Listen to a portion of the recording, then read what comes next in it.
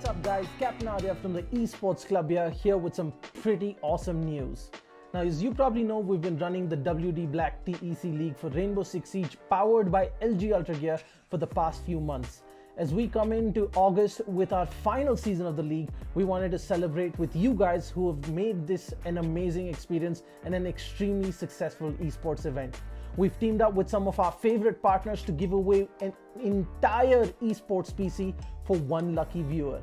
Yes, one of you is going to take home a complete PC featuring some of these awesome parts. First up, we've got the LG Ultragear 27GL 650F gaming monitor, 27-inch, 144Hz, 1ms with an IPS panel to make sure you're at the top of your esports game without sacrificing picture quality. Then we've got an amazing lineup of accessories coming in from HyperX to make sure that you're always on top of your game. Cloud Stinger Core gaming headset. For the keyboard, you've got the awesome HyperX Alloy FPS RGB mechanical keyboard. Then your mouse is the HyperX Pulsefire Surge. It's got a brilliant RGB all around the mouse. For the mousepad, you've got the HyperX Fury S. That is the speed edition of the extended mousepad. And then of course for your memory, you've got the HyperX Fury RGB RAM. You've got 16 gigs at 3400 megahertz. Next up, we've got the WD Blue SN550 NVMe SSD to make sure you're spending as little time loading and booting up and spend more time gaming. And then of course, at the heart of this PC is the Ryzen 5 3600X CPU. Now, as you know it, at the heart of every gaming PC is a great GPU. So we've teamed up with Zotac Gaming to give you a brand new RTX 2060 because frames win games and there should be nothing between you and top of the line performance. Next up, we've teamed up with NZXT, who make some of the best and most premium PC components on the market. Powering your PC is going to be the C850 fully modular power supply, and your cooling solutions are going to be taken care of the Kraken X63 all-in-one liquid cooler. Now we wanted to make this PC something truly special, and while the NZXT H510 Elite is a great cabinet for anyone, it wasn't enough. We teamed up with NZXT to give the winner of this giveaway a brand new NZXT H510 Siege Edition cabinet. This is a limited edition licensed Rainbow Six Siege themed cabinet from NZXT. There are only 500 of these in the world and just a handful coming to India. The side panels of this cabinet are themed in the wall and door reinforcement designs from Rainbow Six Siege, and there is an illuminated 6 icon on the front panel along with a 6 icon charm and a puck in the signature breach charge design, which is only available with the H510 Siege. And one lucky winner on this giveaway is going to get a full esports PC sitting inside this beautiful cabinet. Now that you know everything that there is in the giveaway, the question is how you can take part. Well, it's fairly simple. First, head on to the link in the description of this video. Once you're at the giveaway landing page, fill out your details and follow the instructions. First, head on over to Facebook, make sure you're following us. 2, make sure you're following the Esports Club on Instagram. And 3, make sure you subscribe to us on YouTube. Simple so far. Now the interesting part. In a 1-minute video on Instagram, tell us why you deserve this epic new PC from the Esports Club and all our partners. Make sure you follow the instructions carefully, use the right hashtags, tag the right accounts, and you can be one step closer to winning this epic setup. Now that's it guys, just a little bit of work and you can be one step closer to getting yourself your dream PC. I'm Captain Arya and this is the Esports Club, and we hope to see you in our next tournament. We wanted to celebrate with you guys who have made this an amazing experience and an extremely successful esports event. We've teamed up with some of our favorite partners to give away an entire esports PC for one lucky viewer. Yes, one of you is going to take home a complete PC featuring some of these awesome parts. First up, we've got the LG Ultragear 27GL 650F gaming monitor, 27-inch, 144Hz, 1ms with an IPS panel to make sure you're at the top of your esports game without sacrificing picture quality. Then we've got an amazing lineup of accessories coming in from HyperX to make sure that you're always on top of your game. Cloud Stinger Core gaming headset. For the keyboard, you've got the awesome HyperX Alloy FPS RGB mechanical keyboard. Then your mouse is the HyperX Pulsefire Surge. It's got a brilliant RGB all around the mouse. For the mousepad, you've got the HyperX Fury S. That is the speed edition of the extended mousepad. And then of course for your memory, you've got the HyperX Fury RGB RAM. You've got 16 gigs at 3400 megahertz. Next up, we've got the WD Blue SN550 NVMe SSD to make sure you're spending as little time loading and booting up and spend more time gaming. And then of course, at the heart of this PC is the Ryzen 5 3600X CPU. Now, as you know it, at the heart of every gaming PC is a great GPU. So we've teamed up with Zotac Gaming to give you a brand new RTX 2060 because frames win games and there should be nothing between you and top of the line performance. Next up, we've teamed up with NZXT, who make some of the best and most premium PC components on the market. Powering your PC is going to be the C850 fully modular power supply, and your cooling solutions are going to be taken care of the Kraken X63 all-in-one liquid cooler. Now, we wanted to make this PC something truly special, and while the NZXT H510 Elite is a great cabinet for anyone, it wasn't enough. We teamed up with NZXT to give the winner of this giveaway a brand new NZXT H510 Siege Edition cabinet. This is a limited edition licensed Rainbow Six Siege themed cabinet from NZXT. There are only 500 of these in the world and just a handful coming to India. The side panels of this cabinet are themed in the wall and door reinforcement designs from Rainbow Six Siege, and there is an illuminated 6 icon on the front panel along with a 6 icon charm and a puck in the signature breach charge design, which is only available with the H510 Siege. And one lucky winner on this giveaway is going to get a full esports PC sitting inside this beautiful cabinet. Now that you know everything that there is in the giveaway, the question is how you can take part. Well, it's fairly simple. First, head on to the link in the description of this video. Once you're at the giveaway landing page, fill out your details and follow the instructions. First, head on over to Facebook, make sure you're following us. 2, make sure you're following the Esports Club on Instagram. And 3, make sure you subscribe to us on YouTube. Simple so far. Now the interesting part. In a 1-minute video on Instagram, tell us why you deserve this epic new PC from the Esports Club and all our partners. Make sure you follow the instructions carefully, use the right hashtags, tag the right accounts, and you can be one step closer to winning this epic setup. Now that's it guys, just a little bit of work and you can be one step closer to getting yourself your dream PC. I'm Captain Arya and this is the Esports Club, and we hope to see you in our next tournament.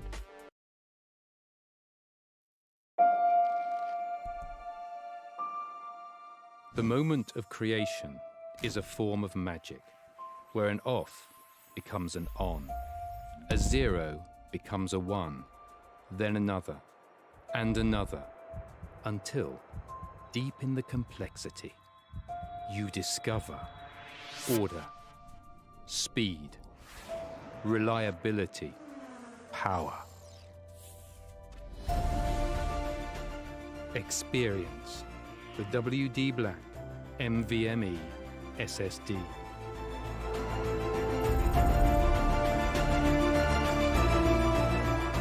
Welcome back to the WD Black Esports Club League for Rainbow Six Siege, powered by LG Ultragear in association with Fibernet, Zotac Gaming and Games The Shop. I'm your host Blackjack, the man who forgets to breathe in his intros. Joining me is my co-host Babagusta and our admin Mr. Reborn, as we are here for the first game of the day between Team Area 69 and Team Mwaha in Division 2, Day 3 that is, ladies and gentlemen. And oh boy, Div 2 and Week 2 is going to be pretty exciting. But before we get into the game itself, a quick reminder to all of our viewers to check out the socials of the Esports Club on Facebook and Instagram for the giveaway of a limited edition Rainbow Six Siege PC, including a special Siege-themed PC cabinet by NZXT. There's only 500 of these across the world, and if you want a chance to have one for yourselves, check out the Esports Club on Instagram and Facebook, and the link down in the description below for a chance to enter the giveaway. With all that being said, ladies and gentlemen, an exciting game is on our hands. Team Area 69 versus Team Mwaha. However, our analyst Babagusta has a better has a lot of insight to give us about this game. Baba, how do you do on this fine afternoon, evening time? Well, I'm performing really great, Jack. If I talk about both of these teams, Area 69, they've quite had a little bit of a rough start against Vector Sports on map Clubhouse, in which they only won one defense, but I'm glad they eventually recovered it on round 2, where they won against East Samurai on map Theme Park. 4-7 was the score. They had a little bit problems dealing on the side of attack, but in the side of defense, they recovered it pretty well. Now, coming up on the team Moaha, they've lost against two of the teams, unfortunately, against OEA and Vector Sports. OEA against 7-4 on map Clubhouse, and Vector Sports 8-6. That was an interesting match indeed. They were quite really good on Oregon from Team Moha, but when Vector Sports were defending, especially those two important players on the side of Vector Sports, the former ND teams, Sam and Shulker, did not let Team Moha win at least one on attack, and that's basically what happened to Team Moha. Since we're going to be seeing them going up against Team Area 69, it's quite it's quite unpredictable to understand what's going to happen next, because both of these teams have their own fair and shares, but according to the according to the community votes coming in, Area 69 42% and Team Moha on 58%. So looks like the whole viewers have fortuned the favor on the side of Team Moha. So that's basically all it. And coming up to the ban phase, we are going to be seeing a Thatcher ban, quite standard wise. There's no problem indeed. But the most important ban that I've been seeing on currently is Buck being banned. Now, maybe it might be the fact that they've made a targeting ban against the teams. I have no idea about it. Maybe you do, Jack. Can you explain to me why that they've banned Buck in the first place?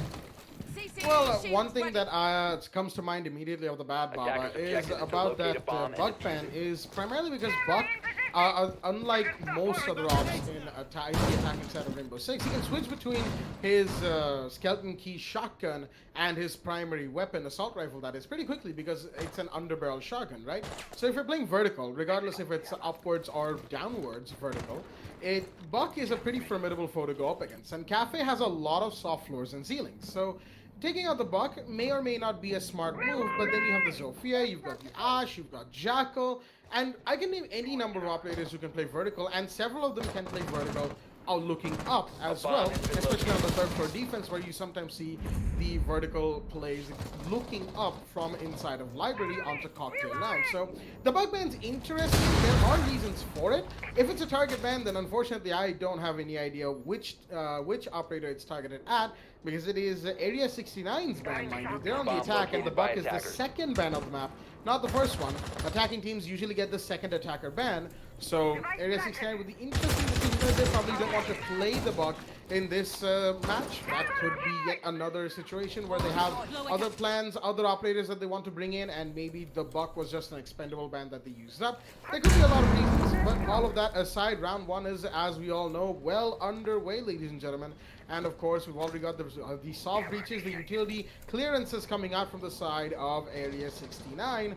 Moha, in the meanwhile, they've employed the Goyo. Roxano is sitting inside of cold room. At the cold room rotate, very skeptical of the cocktail lounge window, and there is somebody there, so he's got good reason to be skeptical of that. The Jaeger's being spotted by the whiskey window attacker, that's the IQ, but the clash is here. That's Dhanu barcode right there. As Aussie's gonna find Nexus in the meanwhile, start things off on the side of the attack. As another one's gonna go down, Mello's been down in the meanwhile. Mercy's gonna take that kill, and the Goyo has been damaged quite a bit, but he's still alive. The cold room push is coming in. Should confirm on the Goyo any second, actually has been confirmed. Roxano is down. I took a little bit of time to notice that, but I just gotta find one more as the clash, unfortunately unaware of where she's being shot from, will be taken down by Spidey Time as well. As a very quick closeout to the round comes in from the side of the attacking team. Area 69 sparing no expense against Team Moha, ladies and gentlemen.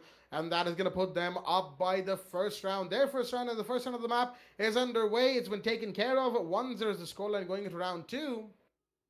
And oh boy, the way that round came out, like, it didn't even look like Area 69 were ready to make the push through and through happen, but bodies started dropping and they started pulling in, and before we knew it, the round was already over. 1-0 is the scoreline going into round two, and we're headed to Reading Room and Fireplace Hall.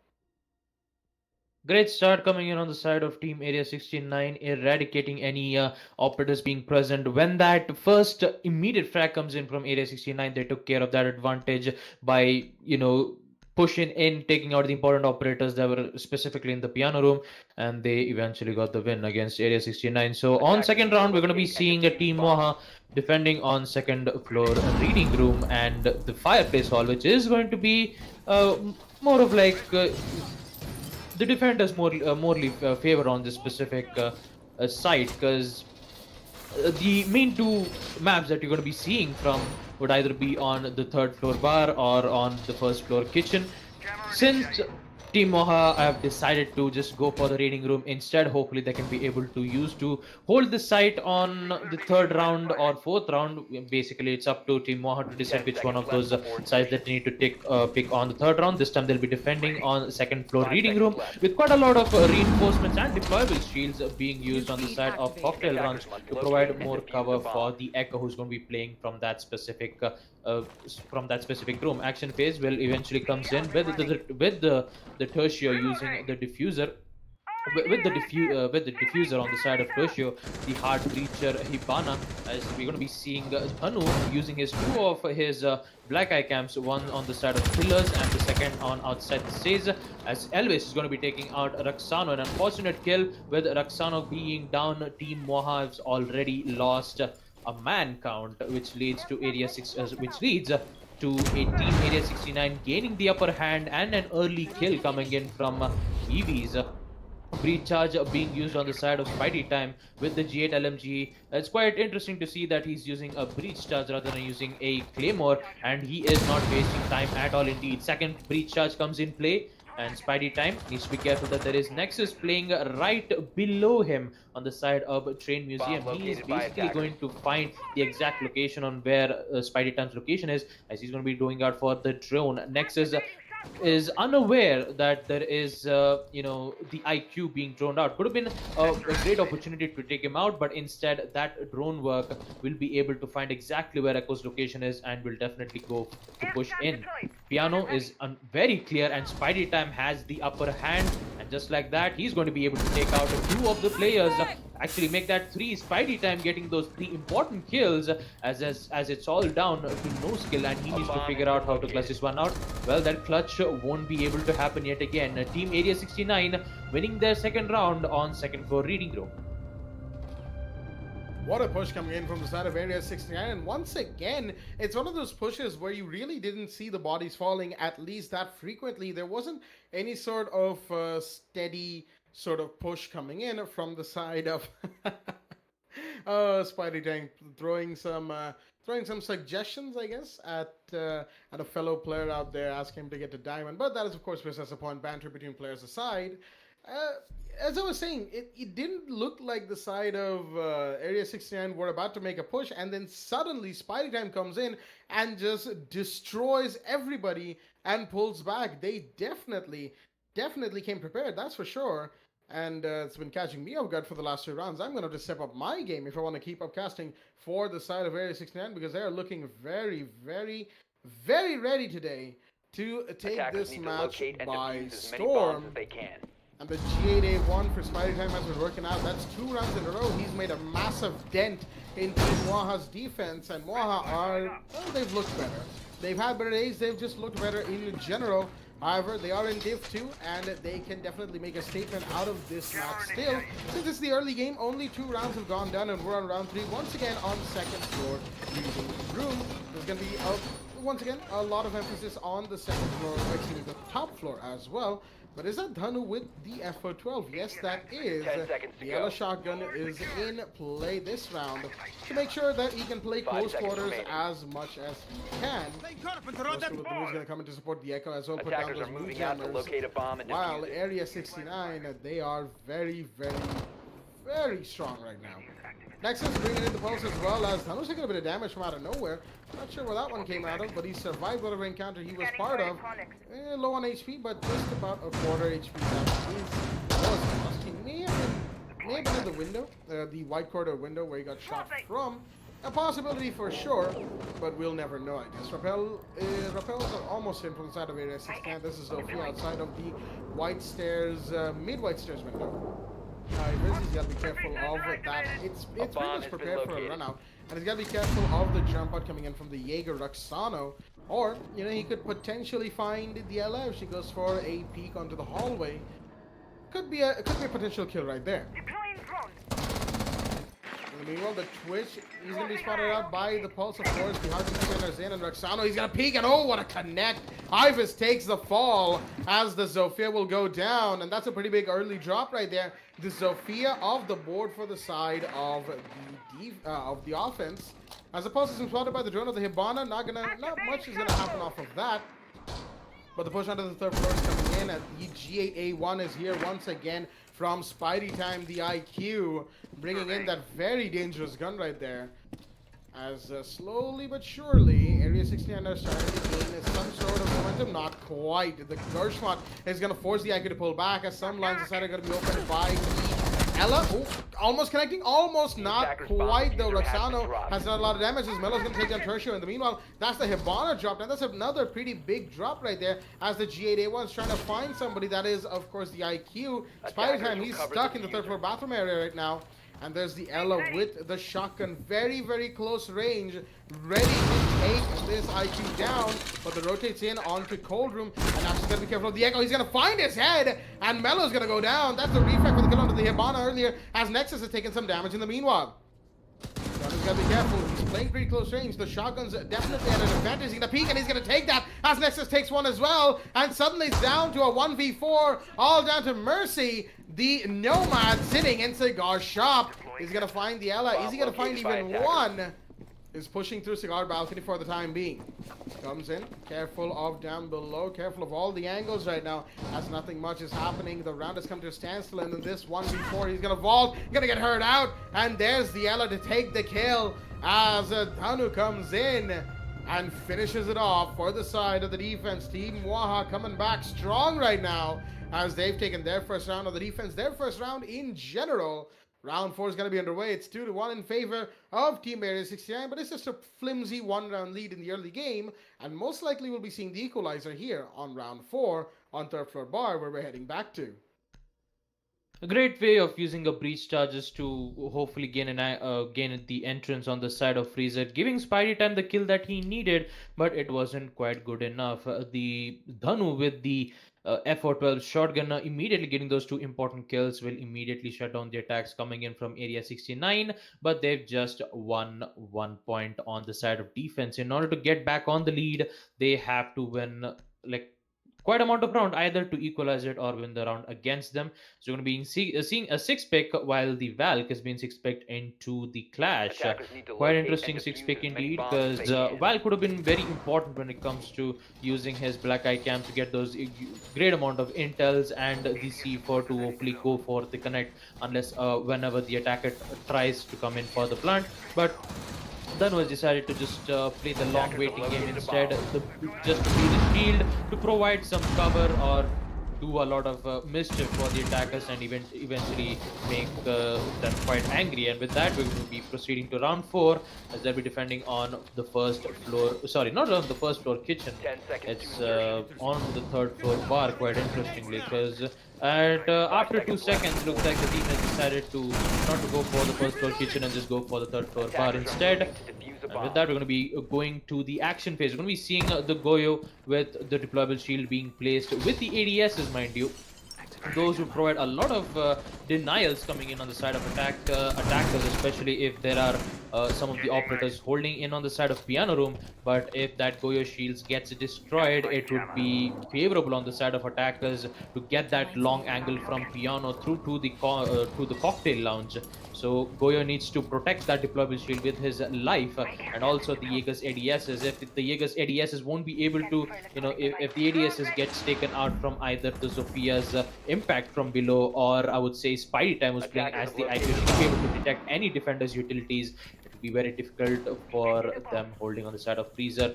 One drone being taken out from no skill as they were trying to find exactly where the location is on the side of Cocktail Lounge. As we're going to be seeing 4 players on the side of Team Area 69 on the side of Roof, holding an angle and getting those intel with the drones, hopefully to get anything that they need. Meanwhile, we're going to be seeing EVs playing as a Zofia as he's holding the angle on the side of Cocktail Window. Hopefully, if any crossfire angles being placed at the right time when the execution comes in, he can be able to take 1 or 2 important kills. Excaros pellets being opened on the side of the piano room in which they can be able to get in.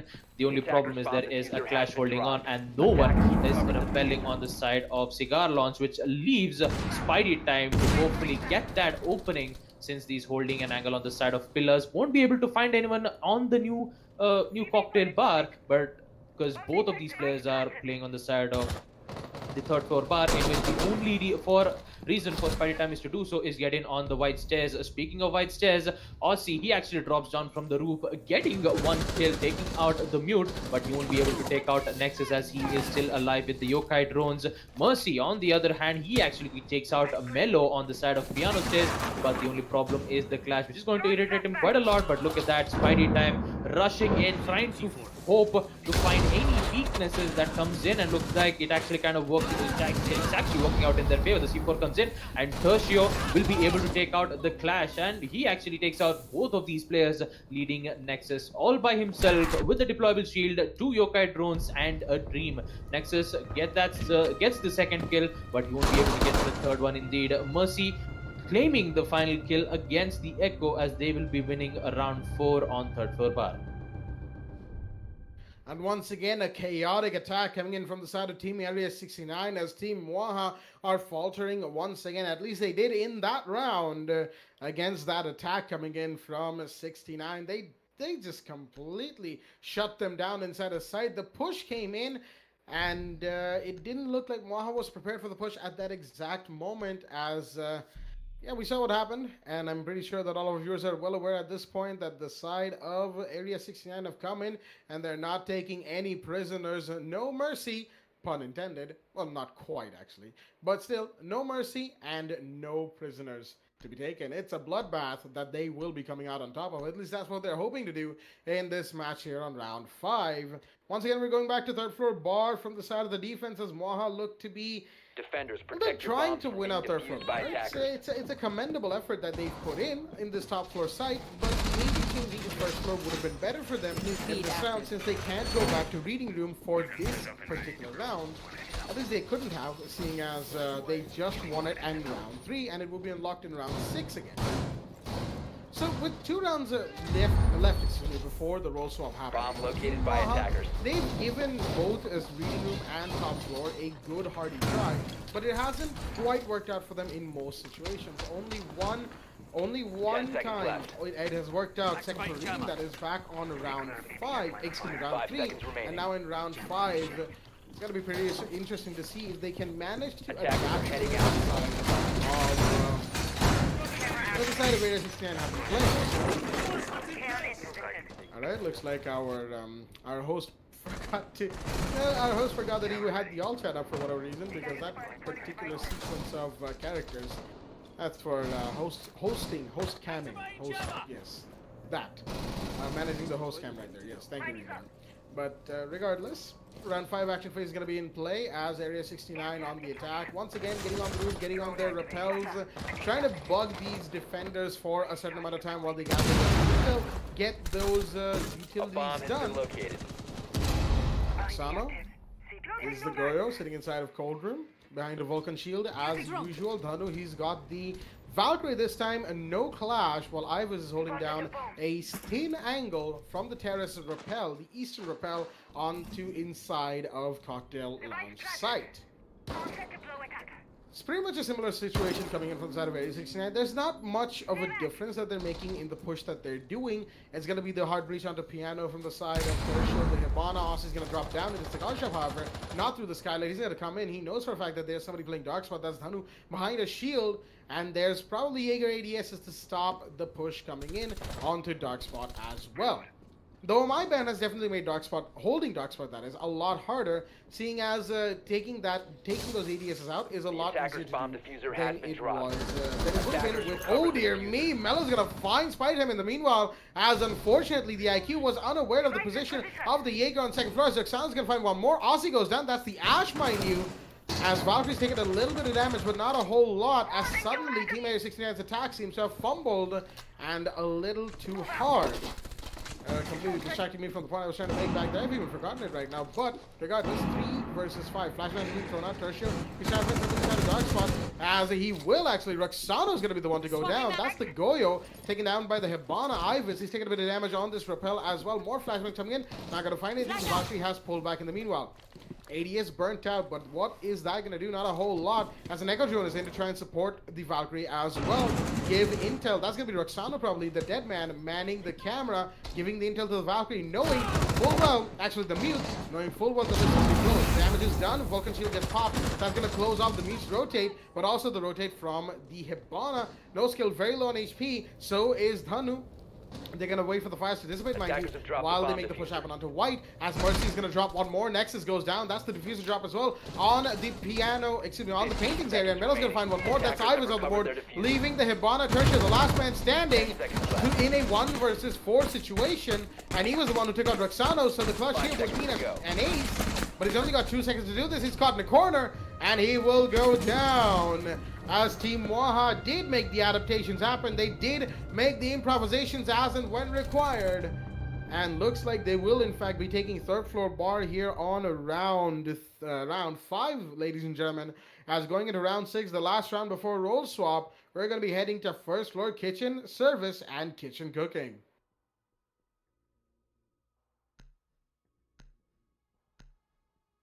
Well, a great plays coming in on the side of Team Moha, especially great thanks to, I believe, Roxano, who was playing as the Jaeger, getting those 2 important kills, getting the first early kill indeed when Spidey Time was trying to push and trying to take out one specific operator who has currently been rotating back on the side of reading room, but unfortunately Jaeger was there to take him out, giving the operators the certain opportunities as we're going to be proceeding to round 6, where we're going to be seeing Team Moha defending on first floor kitchen.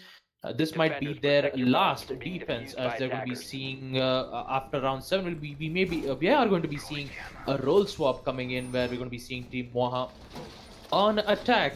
If they can be able to make it 3-3, it can be manageable for Team Moha to hopefully gain some wins on the side of attack. But if Team Area 69 wins this, it will be 4-2, and they somehow have to manage it out on attack, not only winning 2 rounds but also winning the game, which should be a very hard, difficult task for them, unless and until if they be able to finish it out on the kitchen itself, as we are proceeding to the action phase. Looking at the operator selections, we have the Echo with the Yokai drones and Damu. Instead of the Valk or the Clash, we actually did see him picking from the Valk into a Clash. We'll be seeing him playing as the Bandit. He's going to be opening up the Freezer hatch, quite surprisingly, giving them the rotation for the defenders, and looks like it's quite an interesting strategy to see here. No skill with the armor panels to block any sides of entrances coming in, but the only problem is if they don't if the attacker sees this and gains control of that specific side, it will be very difficult for them to get onto, because their main objective is to make sure that they get the angle on the side of Train Museum, in which Mello is using his shotgun to open up the Train Museum, which would give the defenders an opportunity if they start to, rush in and get a hold of the site. But what if they get the control on the side of Train Museum for the attackers? And I believe that will be their first, this would definitely be their first objective here. Spidey Time using the drones to figure out what kind of the positioning that they are in, as one of their drones will be able to take him down. A lot of castle armor panels being used from the red stairs itself, as Roxana will be doing the duty of roaming, hopefully to protect his teammate, that is Mello, holding on the side of Train Museum. That would be his main top priority. I just realized that there is 3 operators being played, one and 2 operators holding in on the side of the kitchen, where only one of them is holding in. And just like I was about to call him, no skill holding on the side of reading room, he actually takes the life of Aussie. The Ash with 3 flashbangs and 2 breaching charges is out in the play. Well, make that 2 as Mellow with the SMG-11 as he tries to take down Spidey Time, an important kill indeed. And that's already 2 players on the tie on the side of Team Area 69 gone, but still they can be able to make some great plays unless and until if they try to counter any strategies being used. Yokai drones will be able to disorient the Zofia, but it will be too late indeed, as Zofia already disoriented with the Yokai drones. He'll be able to take out a no skill. The UMP to Castle is out of the board, but will he be able to take out Roxano, who's trying to gain an attack against the Zofia. Zofia will be able to reload back in time, as she has to deal a lot of problems where Roxano has already gained the control on the side of reading room. As we see on the other hand, Nexus holding on his dear life as he takes out Mercy, but the trade-off will instantly come in as Tertio is there to take him out. With that, the Yokai will be out in play, which leads to 2 C4s and 1 roamer, and that roamer will succeed. Roxano taking out Elvis, which leads to Tertio all by himself, and the defenders have the vertical control in which they can be able to contest in that specific side. So won't be able to seize the head, as Tertio is having a lot of problems contesting them, as they only have 15 seconds left. Tertio with 10 HP, a little bit of utilities being coming in, but in the end Mellow will be there with the SMG-11 to end the life of Tertio, as Team Waha will equalize the round 3-3, as we're going to be going to role swap, as Team Waha will be going on attack. Round 7 roll swap is in play, ladies and gentlemen, and it is 3-3 in nobody's favor after that beautiful couple of defensive rounds coming out from the side of Team Waha, looking quite sharp themselves, as Area 69 faltered, unfortunately, could not keep up the momentum, as third floor bar will be the site from that very same team.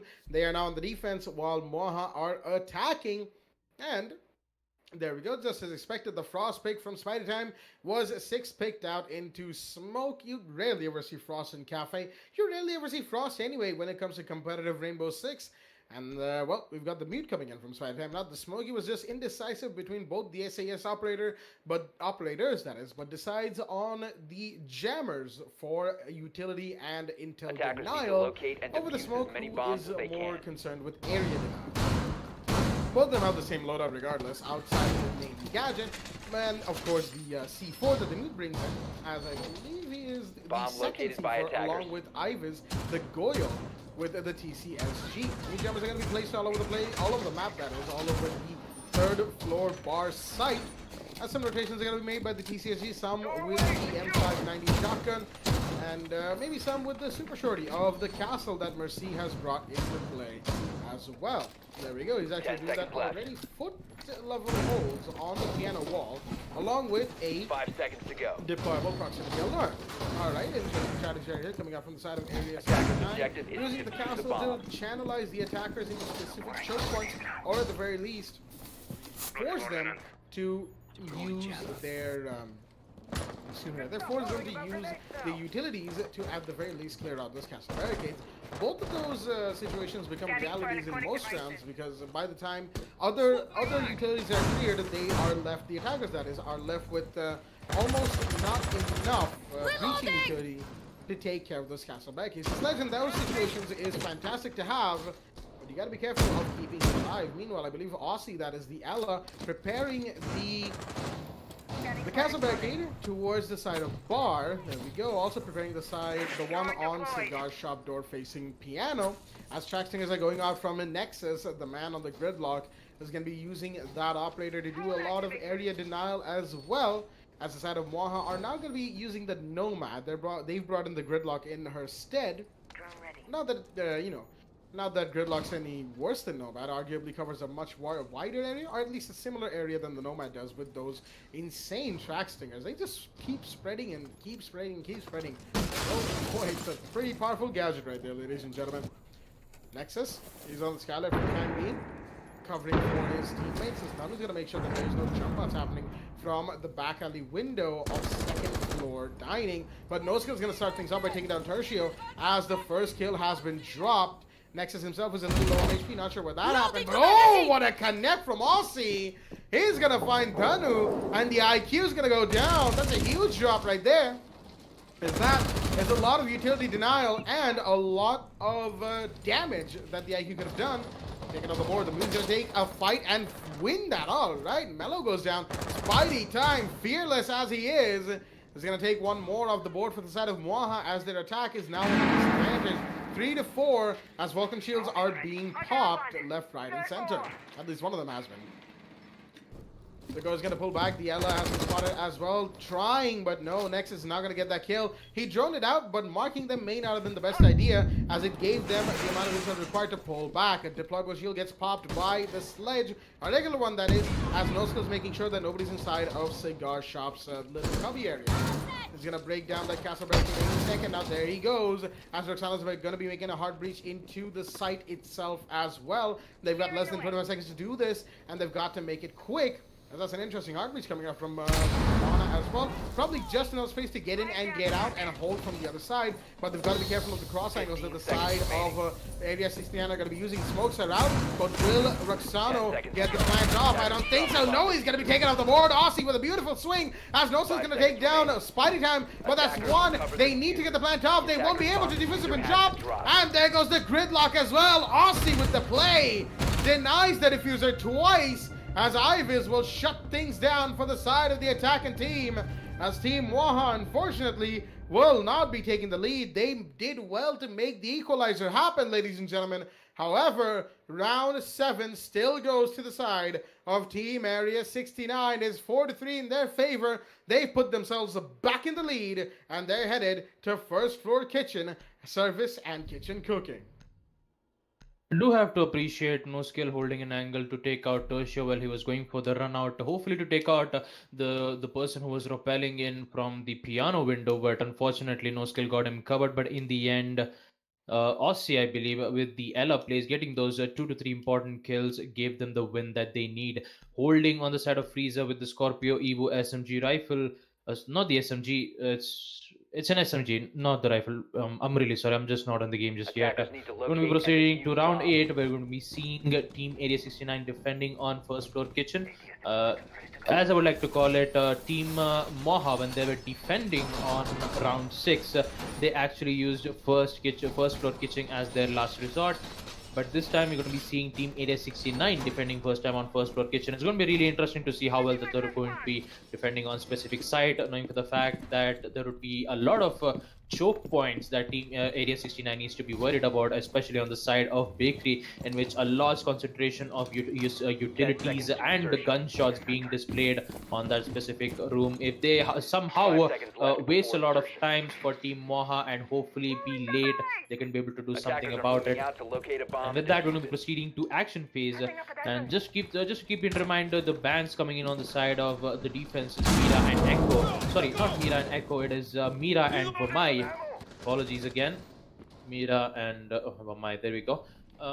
Since Vamai has been banned, it's going to be really difficult for them, especially defending on bakery, knowing the fact that they have to only rely on Jaeger's ADSs, in which 2 or 3 ADSs will be placed. Never mind, only 2 ADSs.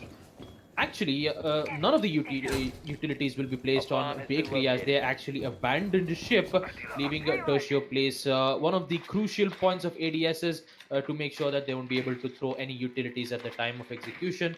So for the attackers, it's basically a Christmas party gift for them, but Christmas is not just late just yet. So when we proceed, as we are going to be seeing an Echo drone being spotted with the attackers drone, giving them the info that they require it to.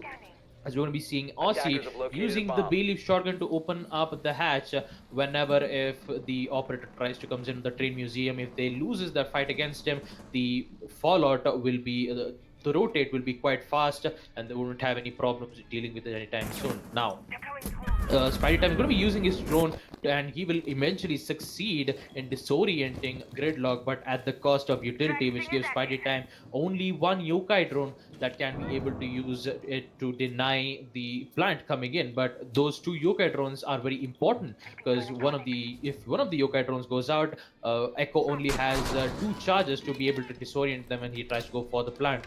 NoSkill using his breaching hammers to open up the floors on the side of Train Museum. Hopefully to gain the upper hand. We're going to be seeing Gridlock as well, gaining the control on the side of Train Room as well as the Fireplace Hall, which gives the attacker an opportunity to try to contest them on the side of defense. A lot of robots coming in, eventually getting the positions on where the positionings are. As you're going to be seeing a C4 being thrown in, won't be able to find a connect, however, and we're going to be seeing Dhanush with the IQ. He's going to be using his IQ scanner to take out any utility presence being detected on the side of kitchen or cooking room, which gives them, the attackers, no problems when executing on the site. But are they aware of Alibi holding on an angle on the side of the new stairs, which would give the defenders quite an opportunity? But looks like Melo has basically ended the life of Spidey Time. The 0 yokai drones on their favor, as Melo has started to push on in slowly on the side of cooking room. As we see Alibi pushing through the track stringers, not being able to detect any positioning, and looks like both of them will be in trouble. Alibi doesn't go, pushes in, won't be able to detect. There we go, he actually will be able to detect Sledge, giving the vertical control in their favor. But the plant has already been begun on the side of kitchen rounds, as a lot of gunfire is being thrown in, but Tertia will be there to cover it up, leading to Nexus successfully planting the diffuser, and he is all by himself. He has found one. He still needs to find 2 of those just yet. We were sad to say that he won't be able to find yet again Tertio with the clutch. We're going to be seeing them win on first floor kitchen, as we're going to be progressing to round 9. A really great place coming in. And with that, Area 69 very high on lead, I believe. 5-3 would be the score line. And with that, we'll be proceeding to round 9. They're going to be defending on maybe third floor bar or second floor reading room. Round 9 is in play, but we're going to be having a rehost before round 9 actually comes into play, ladies and gentlemen, as there's been a disconnect coming in from the side of Team Moha, and they want to get their teammate back in the lobby as round. What's up, guys? Captain Arya from the Esports Club here with some pretty awesome news. Now, as you probably know, we've been running the WD Black TEC League for Rainbow Six Siege, powered by LG Ultragear, for the past few months. As we come into August with our final season of the league, we wanted to celebrate with you guys who have made this an amazing experience and an extremely successful esports event. We've teamed up with some of our favorite partners to give away an entire esports PC for one lucky viewer. Yes, one of you is going to take home a complete PC featuring some of these awesome parts. First up, we've got the LG Ultragear 27GL 650F gaming monitor, 27-inch, 144Hz.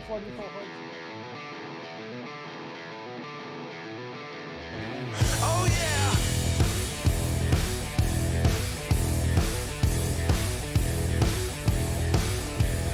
Going through my head like a jet plane, going with the lights on, turns out it started with a fight tonight.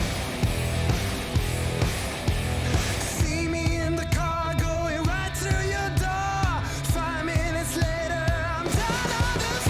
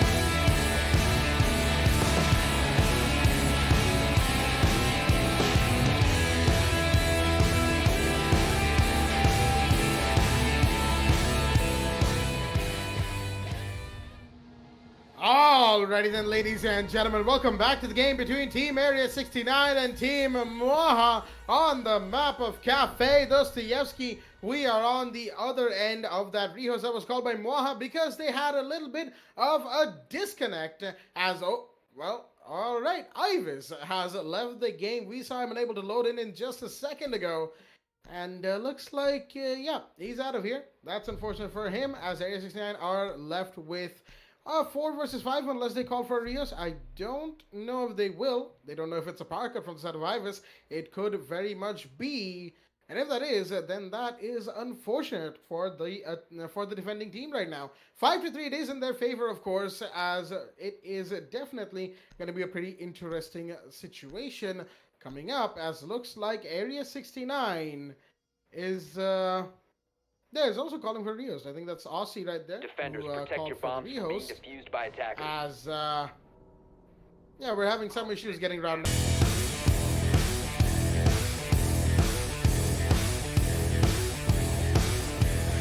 Going through my head like a jet plane, going with the lights on. Turns out it started with a fight tonight. See me in the car going right to your door. 5 minutes later, I'm down on the floor.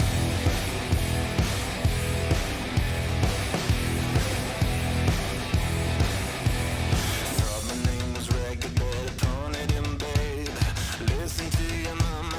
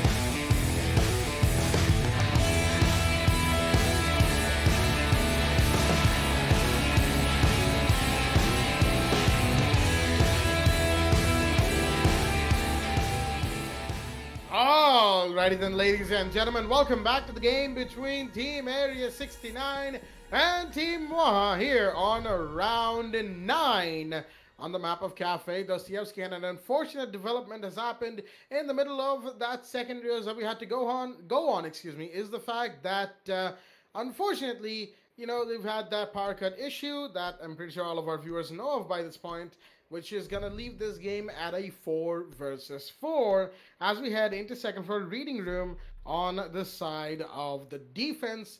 And fairly unfortunate situation right here for both teams. A 4 versus 4 is going to be in play. Once again, some banter between the teams. Spidey Time is going to 6-pick out of the Vigil into probably the Mozzie, because he doesn't have much time to pick anything else. He has to now, but he won't be. It is the Mozzie who he'll be bringing in.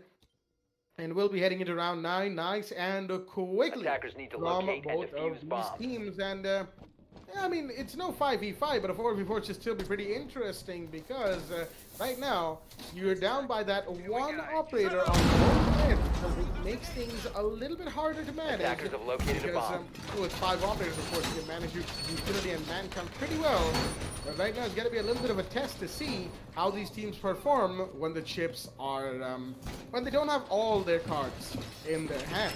We've got the doc coming in from Ibis, and a nice 3 armor healer right here from the GIGN, bringing in the very yellow gun as well. That gun is very yellow, my 5 knee. seconds to insertion. As Spy 10's going to be doing some counter intel in the meanwhile. Yeah, that is a very yellow gun. Attacker's objective is to defuse a bomb. Canary yellow, I believe that's gets called. As he's going to be running that on the dock. The barbars are going to go in, as no spawn peaks are going to happen this time, as Area 69 doesn't want to risk it, doesn't want to lose any of their operators in an unfortunate situation, but they're all leaving site. What is interesting, I believe the dock and the Legion are going to be still playing inside a site. Probably the dock was just repositioning his barb wire as and when required, and looks like he's going to be the only one in sight. Nope, they're just rotating up and down between third floor and second floor. And I'm just trying to get a handle on who's going to be roaming and who's not. First, playing the white stairs, Spidey Time's playing below the white stairs. And then there's who's going to make a opening on the dining room wall, the fireplace wall, that is, towards the central white stairs for that white stairs player who needs that angle. And that's also going to double as a rotate on the bottommost arc of that circle. Oh, there's the Zofia, gonna do some damage onto the Legion and finally gonna get that kill. Mello unfortunately took a lot of damage himself, as he could be taken down by the Jaeger any second now. That's Tertia who's being spotted by the attacker drones, as Moaha has started things off strong with a beautiful kill onto the Legion, who could have been a very, very large pain in the backside later on in the round had he been allowed to remain alive. He gets stronger and stronger as the round progresses farther and farther. Unfortunately, he won't be doing that anytime soon, as Mercy is off the board. 4 versus 3 established already for the side of Team Waha. They've taken a good early kill, and now they're going to be establishing some vertical lines aside for themselves. They won't have to be afraid of the C4, as Python's already used his, but it doesn't matter. He's still going to contest and find no skill vertically, taking the sledge down, and then there's a dock to heal him right back up to 100 HP. Mello's low on HP, pushing inside of the reading room door. At the very least, in pillar room right now. Spy Time's heard out that lifeline that went out from him, but he's got to be careful, as there is an IQ playing vertical that will be looking to take his head clean off, ladies and gentlemen, as more and more drones are coming in from the side of Moaha, looking to gain the intel on where these defenders are sitting, what their lines of sight are. As Mello's made his way inside of sight, so has Roxano. Is he going to find the Mozzie? I don't think so. Not quite yet. The down finally comes in. The doc has to revive him soon, as the Mozzie's leg is still being spotted. No, not quite. Roxano will get the plant off, however, and now it's a side retake that the side of Team Area 69 has to do. Jaeger's going to push up. There's somebody up here. That is Nexus. Spidey's going to find one onto Mello. Is the IQ aware of the push happening on his end? No, he's not. Roxano's taking one in the meanwhile, leaving the Hibana in a 1v2. Roxano going to peek the dock. Takes a lot of damage. Bearing comes out. He's going to go down. And Team Area 69 are still going to hold on in the 4v4, giving themselves a round 9, coming back from 2 rehosts. A massive break in momentum, and unfazed is this defensive team, as round 9 on second floor reading goes to them. That's 3 consecutive site wins on defense on the other side of roll swap, as they go into round 10, 6-3 on match point. Great plays coming in on the side of Team Area 69, especially Spidey time with the Mozzie getting those two important kills, and with that, we're going to be proceeding to round 10 as they'll be defending on third floor bar. Keep that in mind that this is a match point on the side of Team Area 69. If they win this, they will claim the win against Team Moha and get that win that they required, putting them in around almost on the top of the leaderboards, I believe. Team Area 69, they have won one, and yes, they have a win loss of around 1-1. So if they win this, they would actually go above fifth Defenders, place or protect your fourth bombs place, from being defused by and attackers. yeah, almost I would like, I believe they have another matchup that they are actually going up against Team OYE, but Bomb located by that's attackers. basically on the fourth matchup instead. We still have the next matchup, that is Vector Sports against Batter Esports. That's going to be an interesting match indeed. But for now, Area 69 on match point.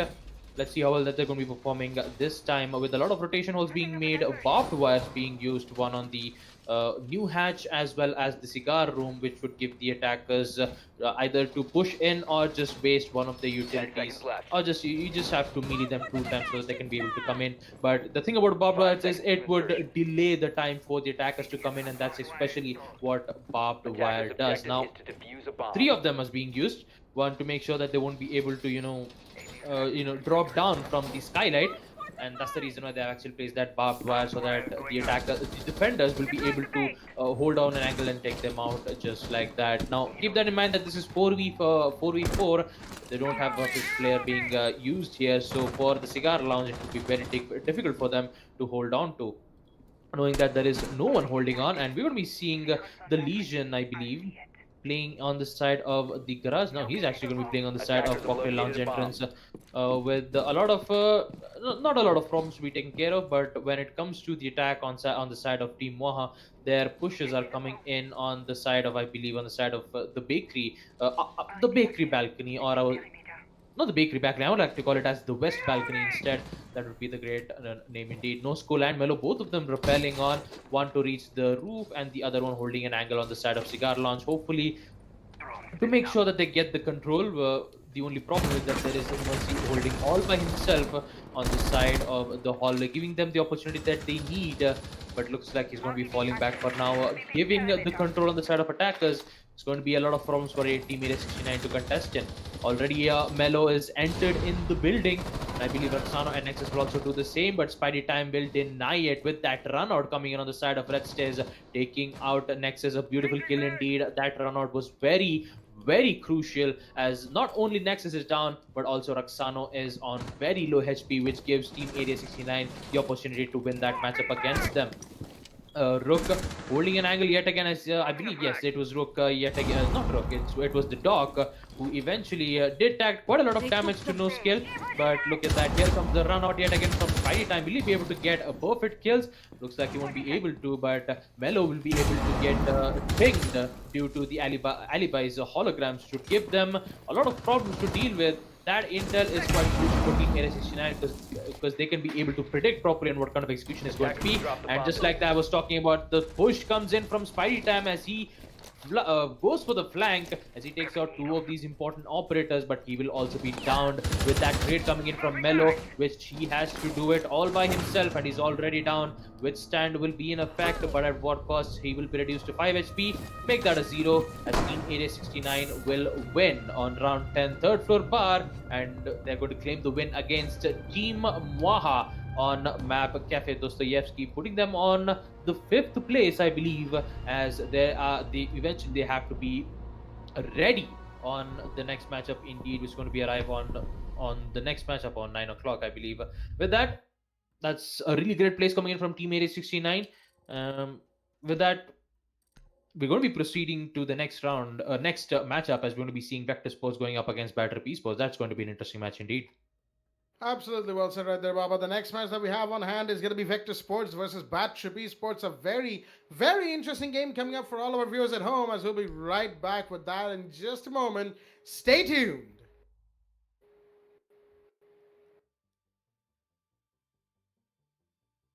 What's up, guys? Captain Arya from the Esports Club here with some pretty awesome news.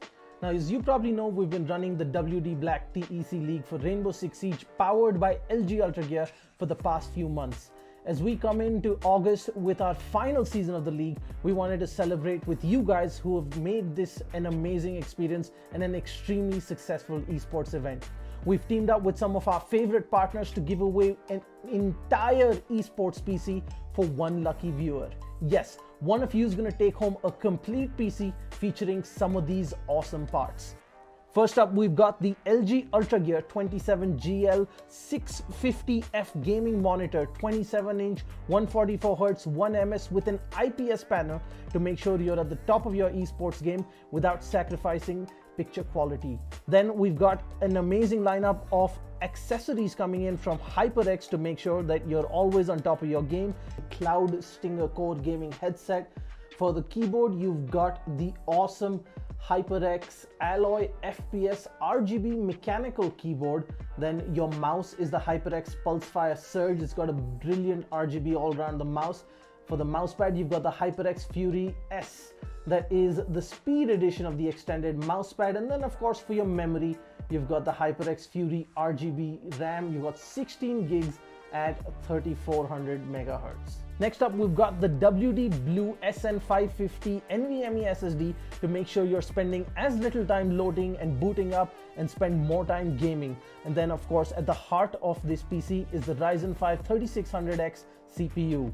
Now, as you know it, at the heart of every gaming PC is a great GPU. So we've teamed up with Zotac Gaming to give you a brand new RTX 2060 because frames win games and there should be nothing between you and top of the line performance. Next up, we've teamed up with NZXT, who make some of the best and most premium PC components on the market. Powering your PC is going to be the C850 fully modular power supply, and your cooling solutions are going to be taken care of the Kraken X63 all-in-one liquid cooler. Now, we wanted to make this PC something truly special, and while the NZXT H510 Elite is a great cabinet for anyone, it wasn't enough. We teamed up with NZXT to give the winner of this giveaway a brand new NZXT H510 Siege Edition cabinet. This is a limited edition licensed Rainbow Six Siege themed cabinet from NZXT. There are only 500 of these in the world and just a handful coming to India. The side panels of this cabinet are themed in the wall and door reinforcement designs from Rainbow Six Siege, and there is an illuminated 6 icon on the front panel along with a 6 icon charm and a puck in the signature breach charge design, which is only available with the H510 Siege. And one lucky winner on this giveaway is going to get a full esports PC sitting inside this beautiful cabinet. Now that you know everything that there is in the giveaway, the question is how you can take part. Well, it's fairly simple. First, head on to the link in the description of this video. Once you're at the giveaway landing page, fill out your details and follow the instructions. First, head on over to Facebook, make sure you're following us. 2, make sure you're following the Esports Club on Instagram. And 3, make sure you subscribe to us on YouTube. Simple so far. Now the interesting part. In a 1-minute video on Instagram, tell us why you deserve this epic new PC from the Esports Club and all our partners. Make sure you follow the instructions carefully, use the right hashtags, tag the right accounts, and you can be one step closer to winning this epic setup. Now that's it guys, just a little bit of work and you can be one step closer to getting yourself your dream PC. I'm Captain Arya and this is the Esports Club, and we hope to see you in our next tournament.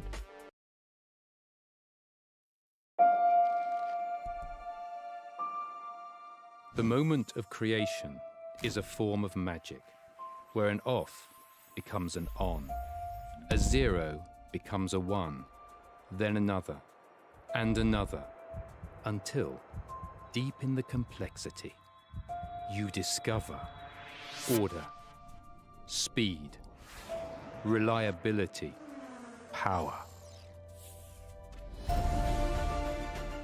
Experience the WD Black NVMe SSD.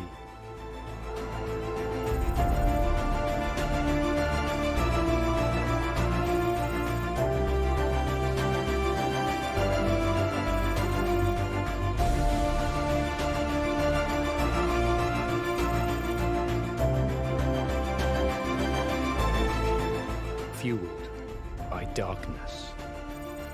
Level up to NVMe SSD performance.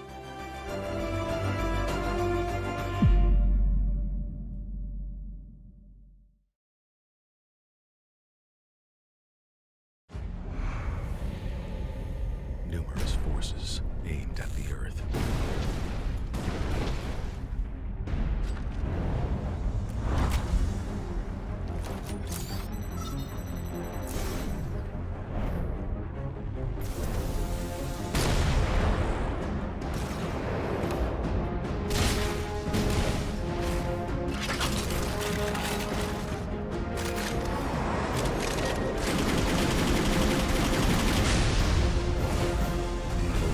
And injustice.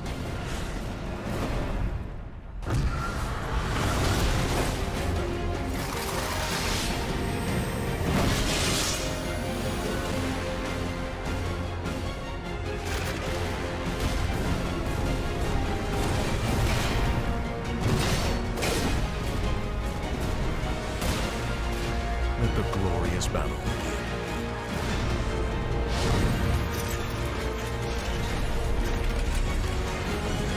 Geared up for victory.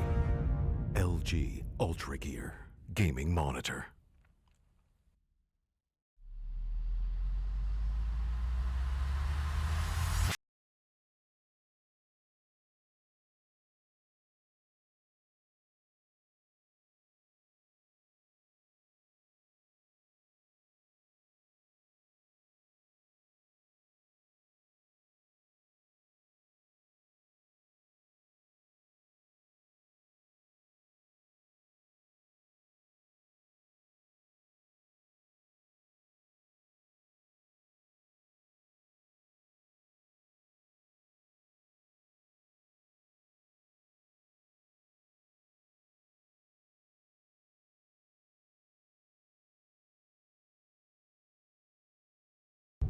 Ready to breach.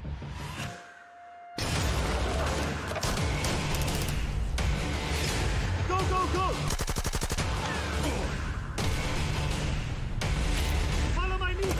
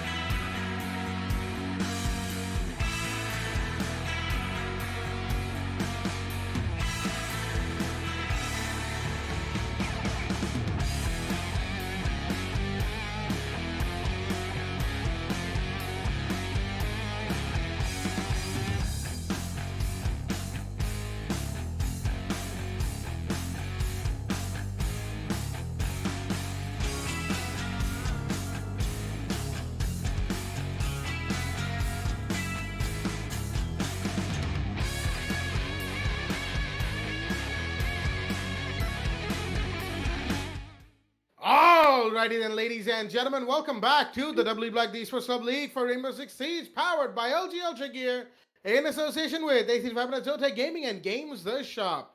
I'm your host, Blackjack. Joining me is my co-host and analyst, Baba Gusta, and our admin, Mr. Reborn, as we are here for the second game of the first stream of Day 3 of Division 2. Lots of numbers right there, as we're going to have Vector Sports versus Bat Trip Esports coming up to your screens in just a moment. But before we get into the game, a quick reminder to all of our viewers to check out the socials of the Esports Club on Facebook and Instagram, and the link down in the description below for the giveaway of a limited edition Rainbow Six Siege PC featuring a limited edition Siege-themed PC cabinet by NZXT. There's only 500 of these across the world, so if you want one for yourselves, check out the Esports Club on Instagram and Facebook, and the link down in the description below for details on how to enter this giveaway. With all of that being said, it is a fantastic match on our screens. Vector Sports taking on Bat Trip Esports, as Baba Gusta, our analyst, has some curious insights to share about this game. Baba, the mic is yours. Thank you, Jack. Coming on the side of Team Vector Sports, they have won around two matches. One against Area 69 on map Clubhouse and against Team Moha on Oregon. Sam and Shulker, excellent performance on defense on Oregon against Team Moha. Getting those two important clutches was important indeed. And Skipper with a total of 12 kills on map Clubhouse against Team Area 69. They are definitely on a roll. So coming up on the side of Team Battery Esports, 7-5 against Havocs on map Consulate. They did brought up on attack while they had problems on defense, playing the match to go to overtime, and basically history was made. Dark Lord with a total of 24 kills, a record in the TEC Rainbow Six Siege. Now they're going up against Team Vector Sports. It's going to be it's going to be interesting indeed. So coming up on the community votes, we're going to be seeing Battery Esports 45% and Vector Sports on 55%. It's basically a head-to-head, and this is basically a deciding factor to decide who's going to be undefeated. Is it going to be Team Vector Sports or Battery Esports? We actually can be able to determine in this match instead. Absolutely right there, Baba. As we're going to be heading into second for trophy room and statutory room from the side of the defense, that is, of course, Battery Esports. The bans on the map are the Thatcher, the Nomad, the Mira, and the Echo. Fairly standard bans, nothing too special right there. As you have a 6-pick, one onto Blackbeard by Saiyan and one onto Castle by Infernus. Speaking of whom, let's have a quick look at both of the rosters in the lobby for ourselves. For the side of Vector Sports, we've got Saiyan, Shulker, Sam, Beaver, and Skipper. And from the side of Battery Esports, we've got, as soon as the game loads in, just a second now. There Attackers we go. need to locate and defuse bombs. We've got Infernus, Hulky, Jet the New Ash, or Shrisha, that is, Dash, and a Dark Lord. Dark Lord, of course, a man we'll be looking at very closely today, as he's, of course, the record holder for the highest kill-death ratio and the highest number of kills in a single match in the entirety of the Esports Club. 23 kills, I believe that was, and that was a game and a half to spectate, let me tell you that much. But that being said, round one, second trophy and statutory. Once again, the standard side coming out from the side of Battery Esports. Nothing special just yet, as they want to make sure that they don't completely spill all their secrets at the very least at the beginning of the entire round. All right, then keep your secrets. Battery Esports, we see what you're doing. As right now, the Blackbeard in play from Sane is going to be the most interesting one out of them all, seeing as, of course, Blackbeard, a very, very divisive operator when it comes to Rainbow Six Siege, because he pretty much breaks Siege's golden rule of one-shot headshots. I mean, say what you will about hit reg and all of that. It is, it's definitely going to be interesting to see how the side of Batcher play around the Blackbeard. It's not terribly difficult to play around the Blackbeard. It's more annoying the fact that he can dodge your headshots while not actually moving around that much. Sam is going to be droning in from the veranda side, and there's Dark Lord, the Omai, all the way towards the side of the main stairs landing.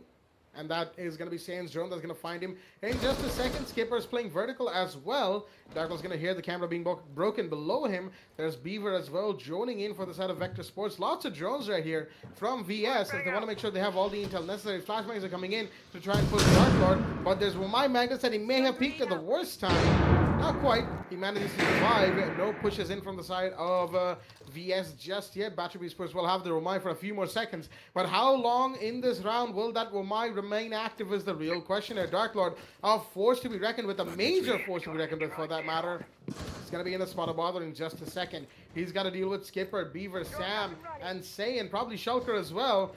As the attacker is slowly closing in his position, he pre-fires. He's going to do a bit of damage to Sam, but gives away his position in that as well. He sees where the number is coming from. He knows that there's people in Classical, and he's going to get one off the board as a big drop has just happened. The hard breach is down, ladies and gentlemen, as there may be another kill coming in any second now. Dark Lord, he's moving around, making sure no one can find him, and he's going to find Skipper as well. The double kill is in from the Womais. He's put this side of Vector in a massive disadvantage. Shisha goes down the meanwhile, as Skipper will take down Infernus with the Claymore. However, Shulker goes down to Dark Lord as well. The triple kill is in from the Womai, holding his Rhino in position, prone right next to Vault, as there's a Blackbeard that he's going to watch for. Not quite. Saiyan has moved away. He's trying to fight towards the side of the Fox window, but no, he's going to lose to Hulky the Jaeger, leaving it a 1v3 for Beaver, the last man standing with the 5-5-2. Nope, he's not going to be able to do anything in the Fox window, as Dash, the Maestro, will be the one to finish him off. And that is going to be the side of Batrip Esports with a beautiful beginning on the side of a second floor trophy, ladies and gents, getting the first round on board. Dark Lord, that's exactly why he has the highest kills in the entirety of the league in one match. Starting things off very strong with that beautiful triple kill on the Roman AVG. Round 1 is done with, and round 2 is going to be underway, and we are in fact heading to Aviator Games Room. An explosive start coming in from Batrip Esports, especially Dark Lord with those 3 important kills, taking out Sam and the other 2 players on the side of VS. As they're going to be progressing to round 2 with 1 win on the round. Meanwhile, we're going to be seeing a 6-play coming in as Cyan changes from the Hibana to the Montaigne. So it's going to be very difficult for Team BT to go up against, because a shield operator is definitely one of the most difficult operators to be going up against, and that's why he's not that much in the meta. Otherwise, he can be able to counter it. Maybe a C4 with the right timing, or the evil eye cam, or just a normal crossfire angles would actually do the trick, but it's always the pressure that it always gets behind them. With that, we'll be proceeding to round 2 as they will be defending on second floor aviator room. We did see them perform really well on the side of trophy room, but since this is the aviator room, things will be very different on the side of attack, as we're going to be seeing a lot of drone works being used. But Dark Lord, he will eventually find one and take it out with the Keratos revolver. Well, I believe that's only one drone down on the side of Team Vector Sports, but it shouldn't be that much of a big deal. Instead, we'll be seeing Shrisha playing as the Mozzie with the P10 drone in angled grip, extended barrel, and I believe that is a holographic sight being used. A devastating shotgun which has a devastating SMG, which has good fire rate as well as moderate amount of damage. All it needs is just a shot to the head, and that is a devastating weapon for the Mozzie to get it. And we're going to be seeing a lot of drone works as well as intel gathering coming in from Beaver as he opens up his RAD scanner to find exactly what kind of utilities that they've been placed in those specific sites. It's quite a lot, because they have the mute jammers, the Womai's magnets, as well as Dash's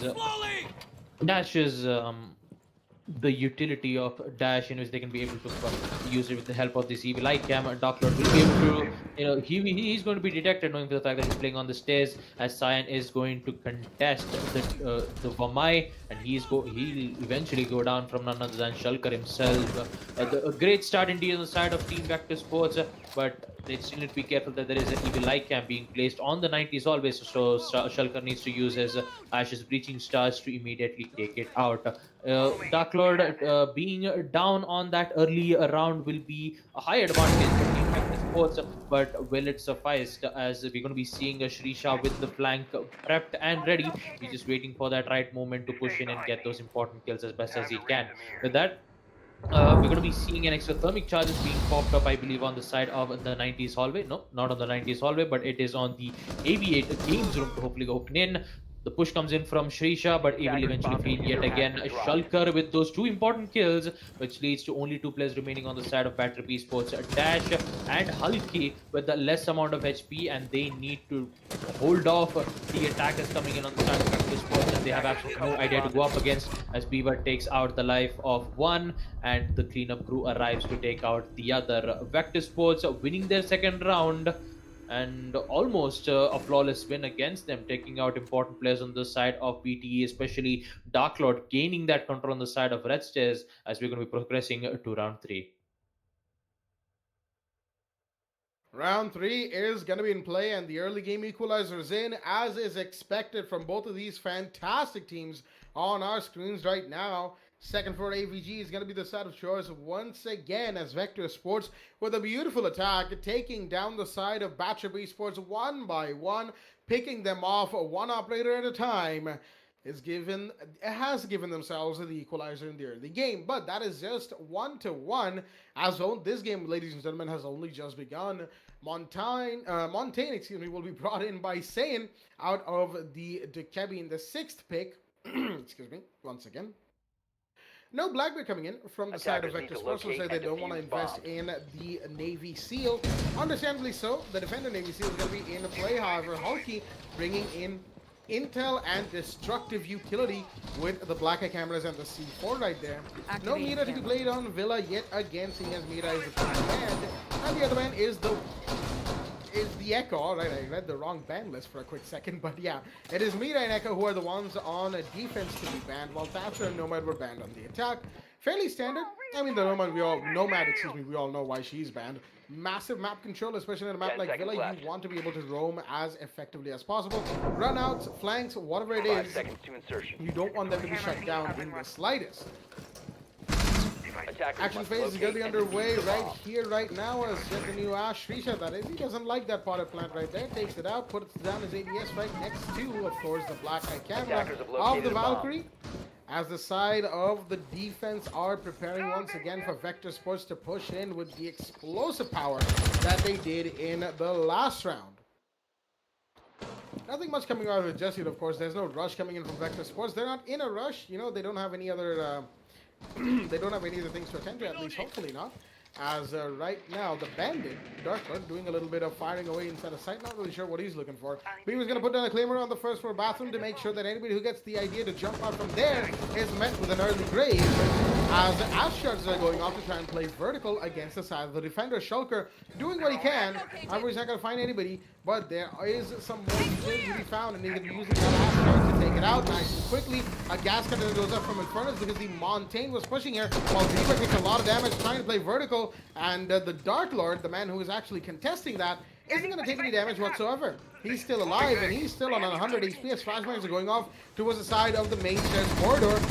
Still nothing coming off of that just yet. Dark Lord still trying to pre-fire down below himself through that vertical angle that the defenders have inside of the gaming room bar. But nothing coming out of that again. More shots being fired. Dark Lord solo on HP now. The Ash has done a number on him, but hasn't quite taken him off the board yet. Both these teams looking to try and make these plays happen, as the Montaigne is trying to push it towards the main corner.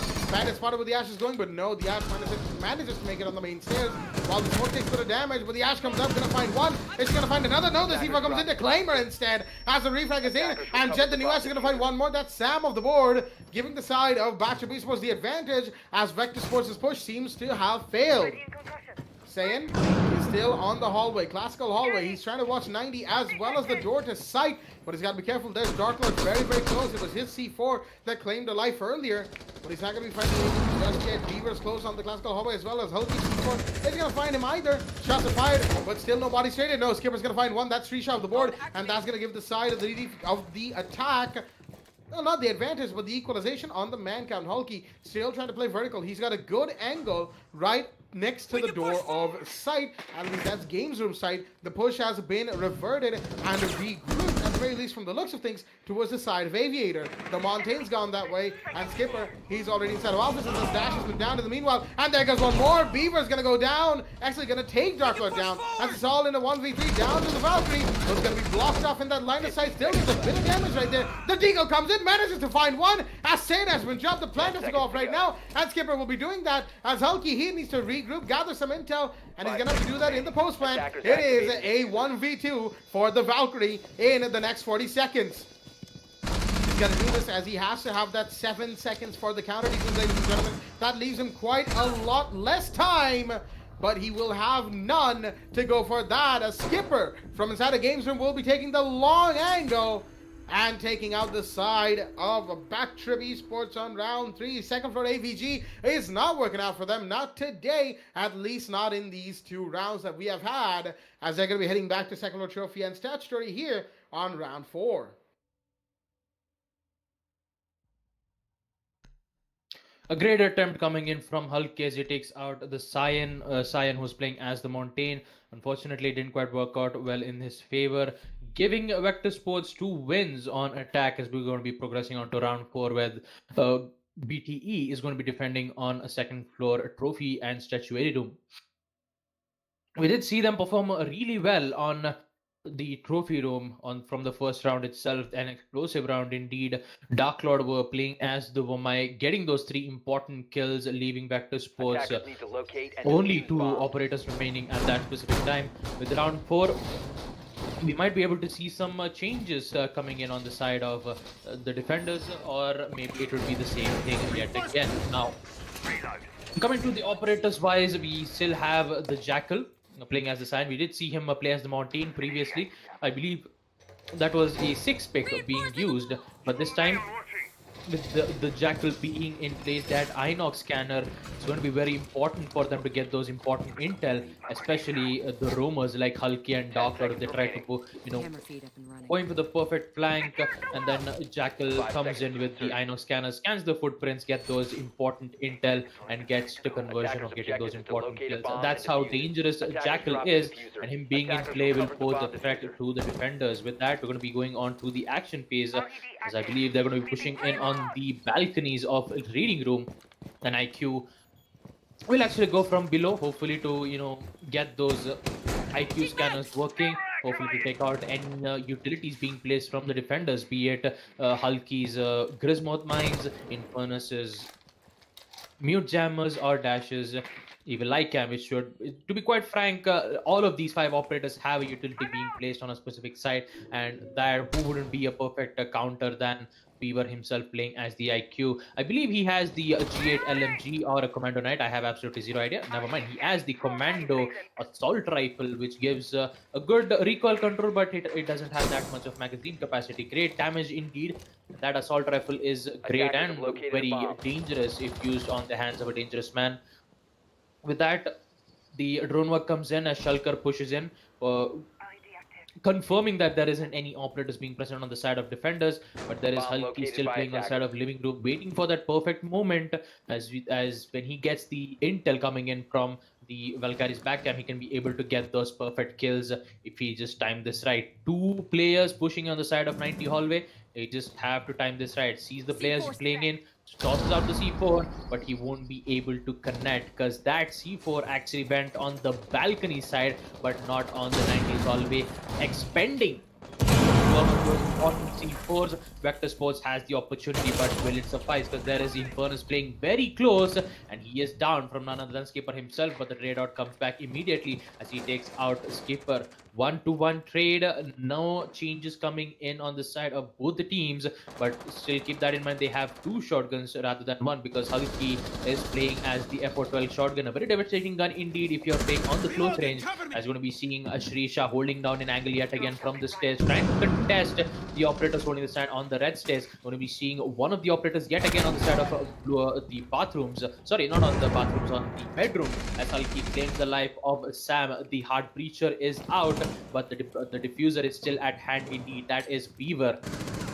Push is coming in, and looks like Shulker has found a weak point yet again, taking out Shrisha. Still needs to be careful on both of those operators, as one of the operators is down indeed, and that is Dark Lord taking those important kills. But Shulker and Cyan just made it an immediate turnaround, which leads to Dash, just not in a 1v2 situation. Make it 1v1, put it out to 0, as Battery Esports, thanks to Dash with an incredible patience as he takes out the diffuser as well as the person holding on the side of the bedroom, giving Batrip Esports the win on the 4th round, equalizing the round against Team Vector Sports, as we're going to be proceeding to round 5.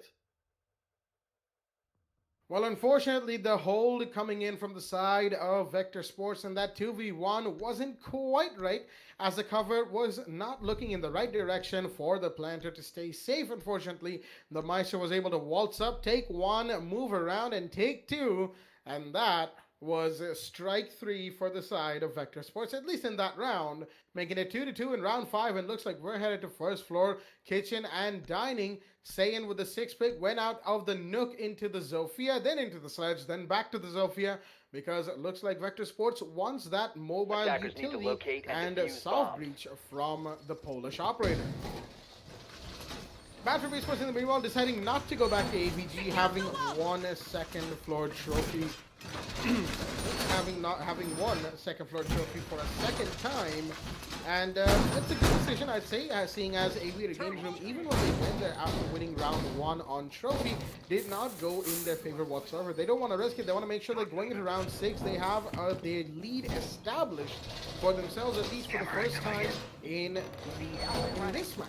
That is on 10 Villa. seconds remaining. And Villa as a map is pretty defensive side, so you want to make sure that you're rotating between the best sides 5 seconds whenever to you insertion. can to give yourself that extra bit of advantage. Of course, what is considered the attackers best must site locate is and down to defuse the team bomb. preference and persuasion. Whichever team feels like kitchen dining is better, they're going to use that as their opening. Whichever team feels like aviator is better, they're going to use that as their opening. And I don't think anybody actually considers library Attackers have as the located a best site bomb. in Villa. Nobody does, in fact. Nobody plays that site. We don't get to see that site. As that's a point to think about. But right now, action phase is in play. Vector Sports, they've got to make sure that they don't make those mistakes that they did the last time.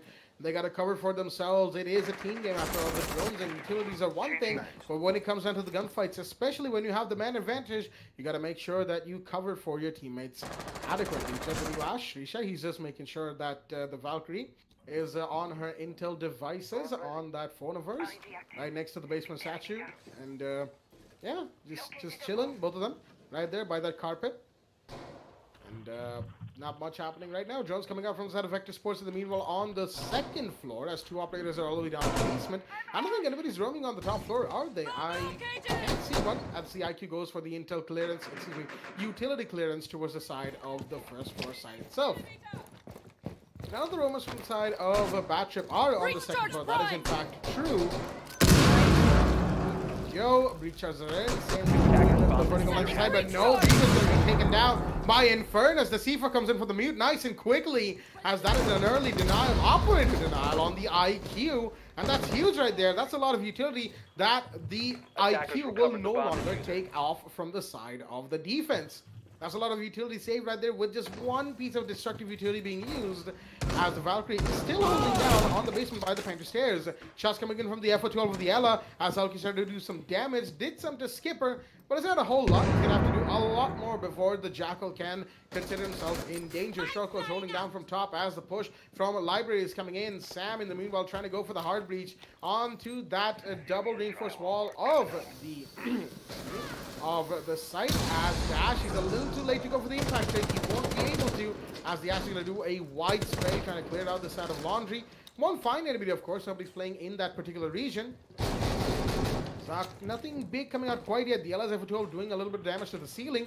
But Hulky, he hasn't found anybody just yet. A little bit of damage done to him in the meanwhile, and he's going to actually go down from a vertical line of sight that the attackers have for themselves. As Sen will take that and equalize the man count in no one's favor. But now the time is what's really about to hurt Vector Sports, because they need to get in, and they need to get in fast. Otherwise, it will not work out in their favor whatsoever. Shrisha's on the flank. He could get a couple very influential kills right now, as the Ash has to go in. Shelter, that is with the diffuser. But he has Valkyrie to find one. Dash to find one more. As the planets go down, it won't. The diffuser been dropped. Dash finds yet another. And it's all down to the Zofia at 1v3 in the last 5 seconds. He's found one. That is the Jaeger just now, but a double go mine. And the Legion himself, that is Dash, is going to close out the round for Batship Esports, holding out against the attack of Vector Sports. That early C4 kill shook them quite a bit, and VS taking way too long on their utility clearance and intel gathering to get the push onto site done, as they will face the loss and lose the lead on round 5. 3-2 is the scoreline for the side of Batship Esports. They've taken the lead now,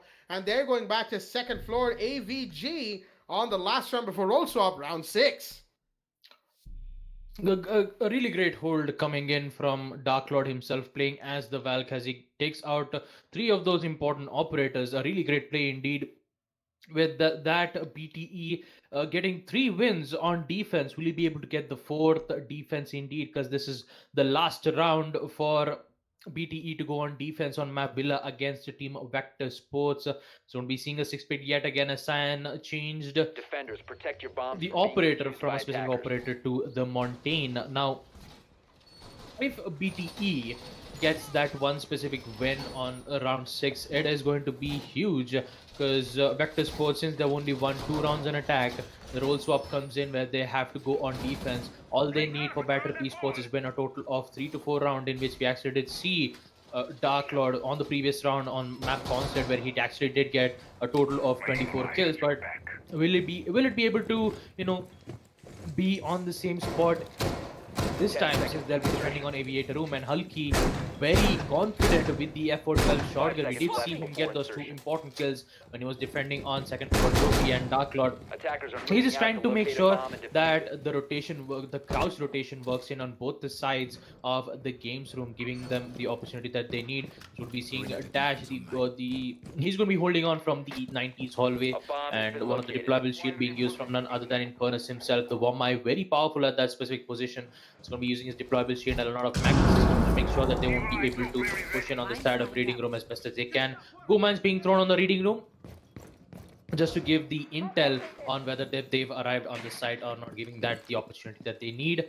With that, the action phase is in form, and Skipper is going to be he's going to be basically hunting out the rumors instead.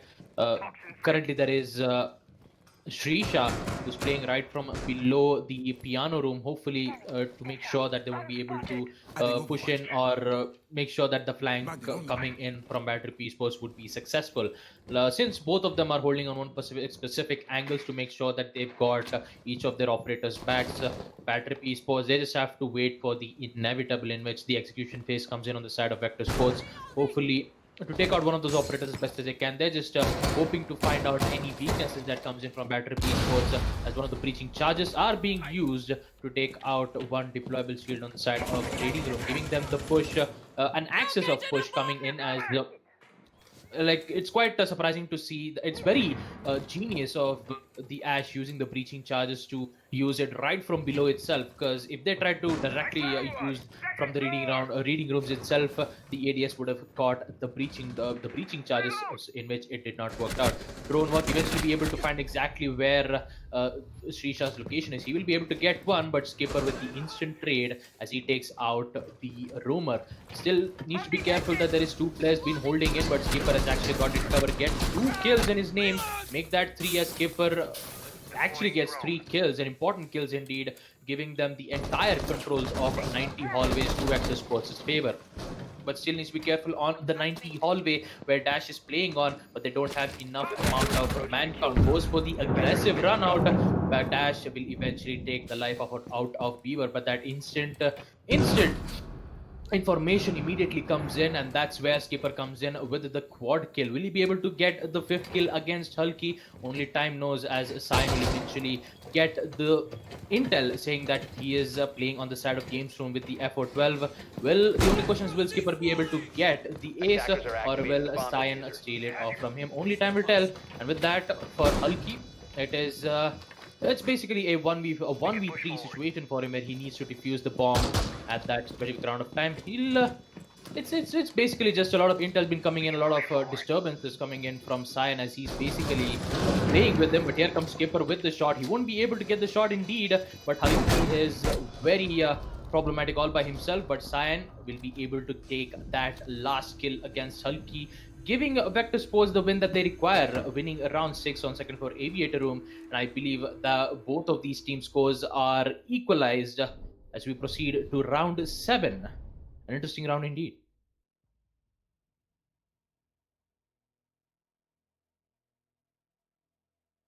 Absolutely, a very interesting round coming up from the set of Vector Sports right there. Looks like the aggressive Monty worked out for them, and AVG unfortunately not working out for the side of Bad Trip Esports as they once again lost their defense, and they won't be able to make up for that right now because it is, of course, round 7 roll swap, which means that it is the side of Vector who are going on the defense, and the side of Battery Esports are now on the attack.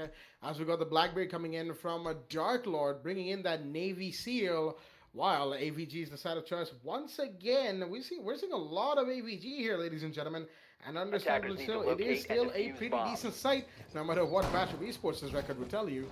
But jokes aside, we're here. Round 7 is going to be underway. Standard stuff coming out. The Kaid is in play this time around from Beaver, no Maestro. Bomb located from by attackers. the side of- Yes, they don't want to invest in the Italian operator on his home ground for that too. Attackers that- discovered the location of the bomb. Excuse me, sir. I want to make sure that they get as much utility denial done at the very least, taking advantage of the Thatcher ban and the fact that Battery Esports, well, of course, the side of Vector don't know 10 that. seconds left Oh, before oh, insertion. With that's not your main gadget button, buddy. 5 He's seconds to gonna go. rectify his mistake nice and quickly. As Battery Esports are Attackers meanwhile, are of course, moving to they defuse the bomb. are currently.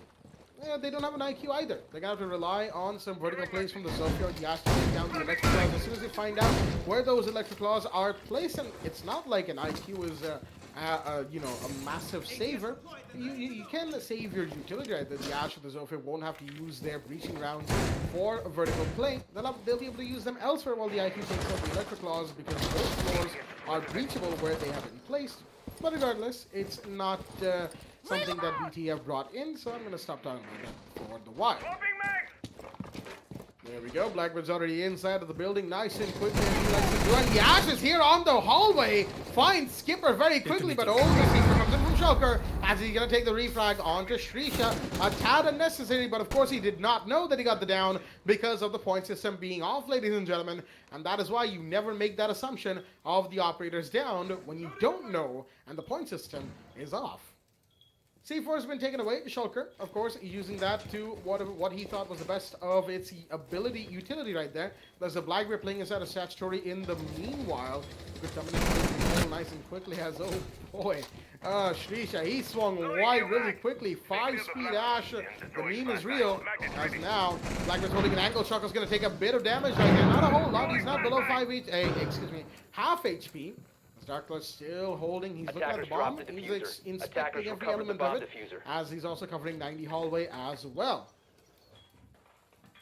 It's a 4 versus 4. Not a huge trade-off in manpower, but when it comes to operators, we've Jaeger and Ash, of course, both of them had pretty much used up their utility as well. Excuse me. I'm not sure about Shrisha, but the Jaeger definitely had put down his ADSs before going down as well. That's generally what happens when it comes to Jaeger players in Rainbow Six, just in general, as Dark Lord is pushed up onto the landing of the red stairs. There's a Goyo playing pretty close to him. I think that's inside a vault by the big metal door.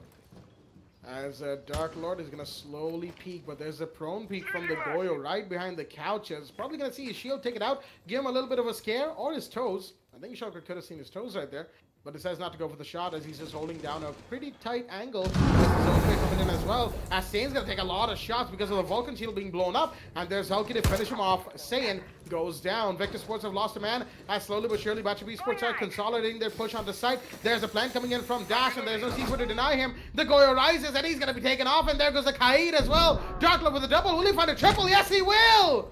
The 3K to finish from the Blackbeard, holding on site door as the kill, the down, and the confirmation comes in. And this is what you like to see, ladies and gentlemen. He just single-handedly finished off the remaining players of Vector Sports. As Battery Esports on the attack are going to take round 7 on Aviator Games Room and put themselves in the lead. And round 8 is now underway, and we're headed back to AVG from the side of VS as they are insistent on getting that site in their favor. 4-3 currently in favor of Bad Trip Esports, with Dark Lord making those important plays on the side of Games Room, giving them the push that they required. And with that, BTE winning their first attack against Vector Sports on map Villa. We're going to be proceeding to round 8 as the side is going to be on second floor Aviator and Games Room. Vector Defenders, Sports, protect your still bombs knowing from for the being fact that defused by they've attackers. lost that specific defense, they would prefer to. My apologies. They would actually prefer to adapt to it rather than picking a different site, either on the second floor trophy room or the first floor, I believe. The maximum 3 sites, yeah. The first floor kitchen, which would give them the more opportunities to defend on.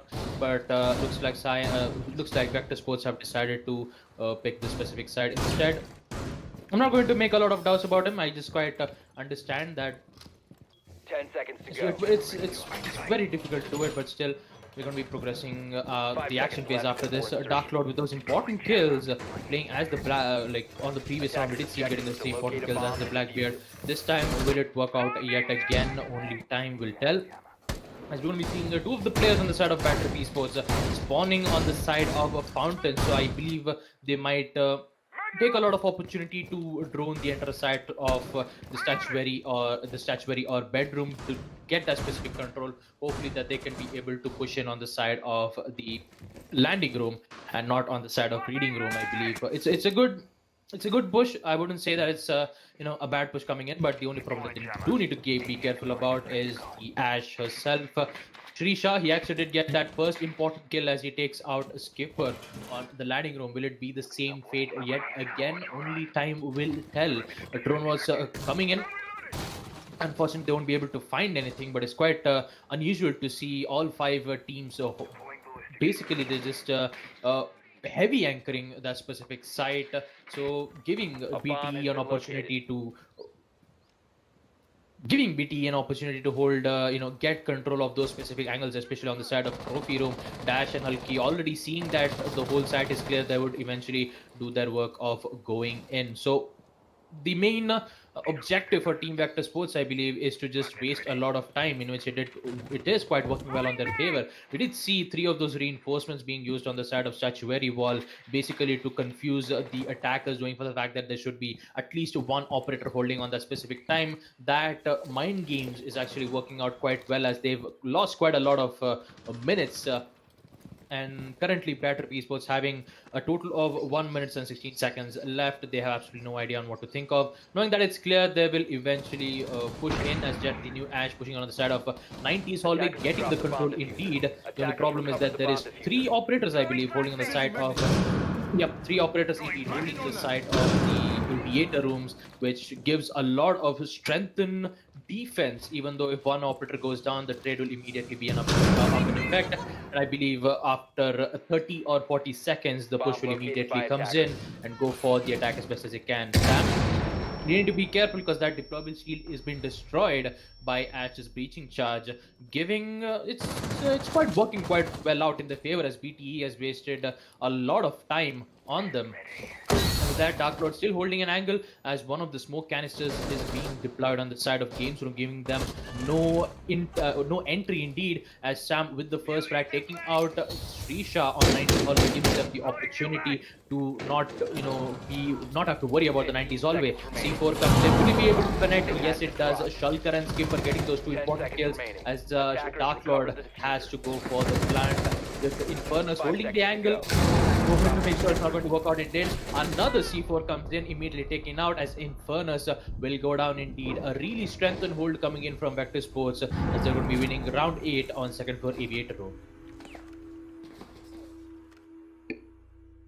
The adaptations coming in from the side of VS on AVG were fantastic to see in round 8, ladies and gentlemen, as they have equalized 4-4 going into round 9, and they knew exactly what was coming.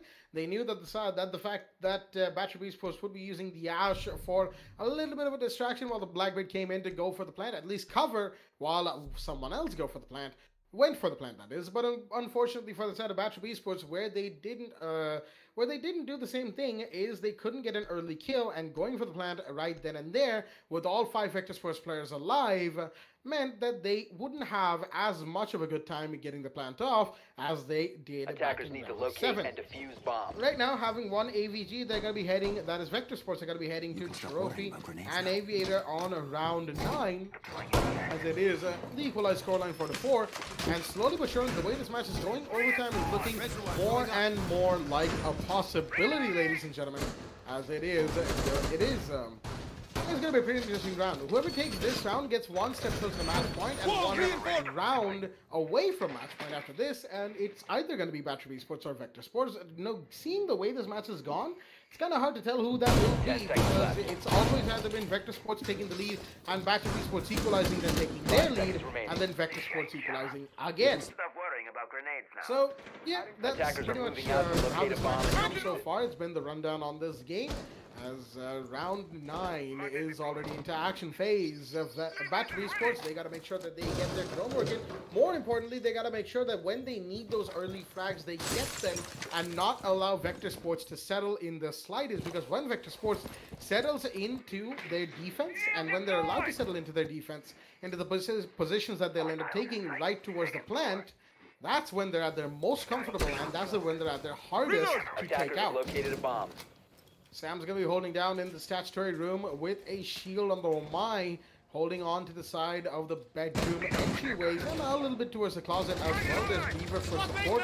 The AUG A2, excuse me, the AUGs coming out from both of those operators, the Kaid and the Wamai. That's what your statutory hold looks like, while Saiyan's going to be using his gas canisters in astronomy. One goes out already on the Astra window to make sure that the Zofia repelling there isn't allowed easy access. Dash is going to have to pull back for the time being, as Sam's taking a bit of damage in the meanwhile.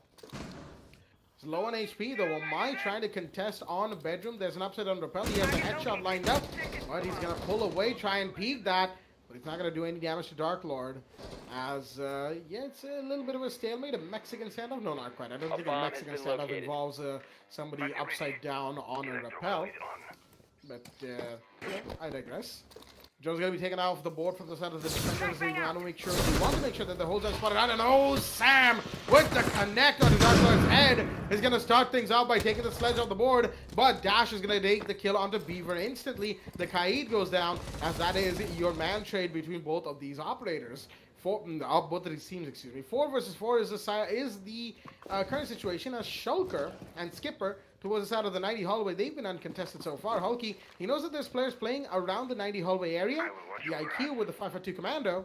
He's not going to find anybody just yet outside of the Fox window. Shot fired by the SMG-11. Gives away Shulker's position. While there's a first bullet push coming in, Skipper's going to find Hulky in the meanwhile, taking down the IQ, making it a 4 versus 3 as Vector Sports is slowly in lead. But there we go. The man lead is taken away by the by the Twist. Ashrisha will take that kill in front of him. Meanwhile, has taken a bit of damage as Shulker's going to take down Shrisha. That's a refrag in. Zofia repels in, joins the Hibana as they are now stuck on the astronomy stairs with the diffuser, no less. Smoke canisters have gone off, saying he knows where they are. He's got the shotgun ready, and the intel trade-off is going to be in from the side of that smoke. In fairness, with the diffuser, making sure that the vertical angles are not being challenged right now, as both these operators are trying to regroup. Looks like they're going towards the side of the red carpet stairs. They need to hurry because there's less than 10 seconds remaining, and Shulker's holding. He's got the SMG. He's going to get one. Shotgun comes out. He's just pre-firing away, and he will take that onto Infernus, and that is Vector Sports winning round 9 on second floor trophy. They did lose a couple bodies early, but they made sure that the refrags were in instantly, not allowing Battrip to settle into a rhythm with the advantage. And Battrip Esports, unfortunately, couldn't make the play happen, as Vector Sports have taken back the lead, winning 2 rounds back to back. They're going to first floor kitchen and dining, and they are 1 round away from match point. 5-4 on round 10. Well, 5-4 in favor of Team Vector Sports here, and they are definitely on a roll. Sam with that perfect lineup to get those perfect kills, checking out the sledge, and basically it was a very important one, leaving both of those players holding in on 90 degrees hallway uncontested. we're going to be seeing Vector Sports winning on that specific site on round 9. So we're progressing to round 10, where Vector Sports is going to be defending on the first floor dining room, knowing for the fact that on 8th and 9th room they have successfully defended on second floor Aviator and Trophy. If they did win or lose at this specific site, they can be able to go back and play those sites yet again on second floor Aviator on Trophy room, which is quite, you know, advantageous for them. But if they win on this, there is a higher chances where Team Vector Sports might be able to, you know, lose this, because on a site on first floor dining room there is a higher possibility where the attackers might gain the upper hand if they play their cards right. And 5 seconds left. currently that they have a total of 4 C4s, Shulker, Cyan, Tiger and Skipper, all 4 of them using all the C4s, while we have Sam all by with the carbine. It's more than enough for him to go for the flanks and get those early kills as best as they can. They have a lot of barbed wires being used so that they can be able to push away the attackers on a very specific site that they've been placed on. That action phase will be in effect, and Battle Esports might have a possibility to put this match on overtime, or will Vector Sports win on map the first floor dining and give them a overtime? I have absolutely no idea here. Skipper with the pulse play, it's quite important, because that the utility that Pulse uses is quite important, but also needs to be careful of Dark Lord playing as the IQ. He can be able to detect where exactly Pulse's location is, and with the current location on where he's going on to, he actually goes for a pre-fire yet again.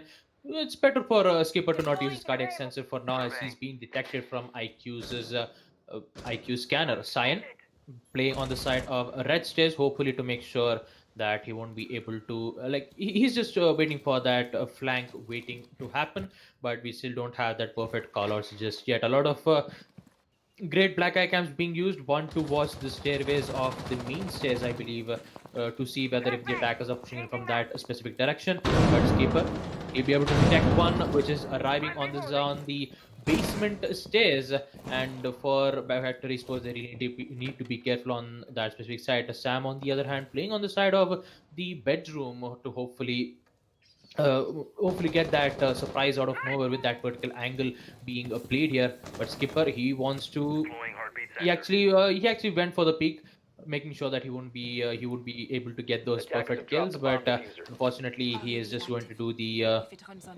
detecting skills yet again, playing very so close on the side of dining room, that a lot of time being wasted, and Shulker will get that first frag. Dark Lord is out. IQ with the scanner is out of the game, but Bieber, who using the black eye scan, will be able to detect that there is 2 players in holding on the side. The push comes in, very bad timing, as Cyan will claim the head of Halki. Shrisha on the other hand getting that wonderful kill on the side of the kitchen room, but an immediately trade comes in on the side of Shulker. Zofia goes down as well. The whole team of Battery Esports go down indeed, as Vector Sports will win their round 10 on first floor dining room. 3 wins on defense in a row, giving them the match point against Battery Esports. They did lose a lot of time on the attack. They did get a good amount of intel, but they did not knew what kind of conversion that they can be able to do. And this time, Vector Sports on match point. Will we be able to see Battery Esports winning against Vector Sports, or will Vector Sports win against Battery Esports? Well, now the onus is on the side of Battery Esports, ladies and gentlemen. They are down by 2 rounds, and these 2 rounds are going to be very important for them if they want to give themselves a second chance to win this game. Vector Sports, they just need 1 more round, 1 more tick in the round column, and that's it. That's game for them. While bringing in the Jackal, BTE are going to be looking to make some plays happen. They need this round, and then they need round 12 to go their way, and they're going to have to play their best today if they want to make that a reality. But right now, it is AVG on round 11. Coming in from the side of Vector Sports, they've taken 3 defensive rounds back-to-back. AV Games, Trophy, and Kitchen. And beautiful defensive rolls coming out from all 3 defensive rounds, as Battery Esports, the only round they've won post-roll swap was back in round 7. That was also second for Aviator Games room, but as soon as they did, Vector Sports took the next round. 5 seconds And left. they're going to be looking to take this round as well. Even the game room is going to be where the showdown is going to happen Attackers on must the locate and last, defuse the bomb. potentially the last round of this game. And I say potentially because Batchup Esports, could pull off something big by winning this round as well. Right there. Skip is going to be preparing the main stairs area for the Wamai to hold down. The ADS is coming out today. One right on the door of Mediator itself, excuse me, of Games Room itself, as Battle Live going on a frenzy right there. So it stopped for a second, but still, it was nice to see. You always love to see those band waves, as the Street has already made his way into Saturday. He's got to be careful, mind you, because if he gets too jumpy, he's going to get taken out just like he did a couple rounds ago.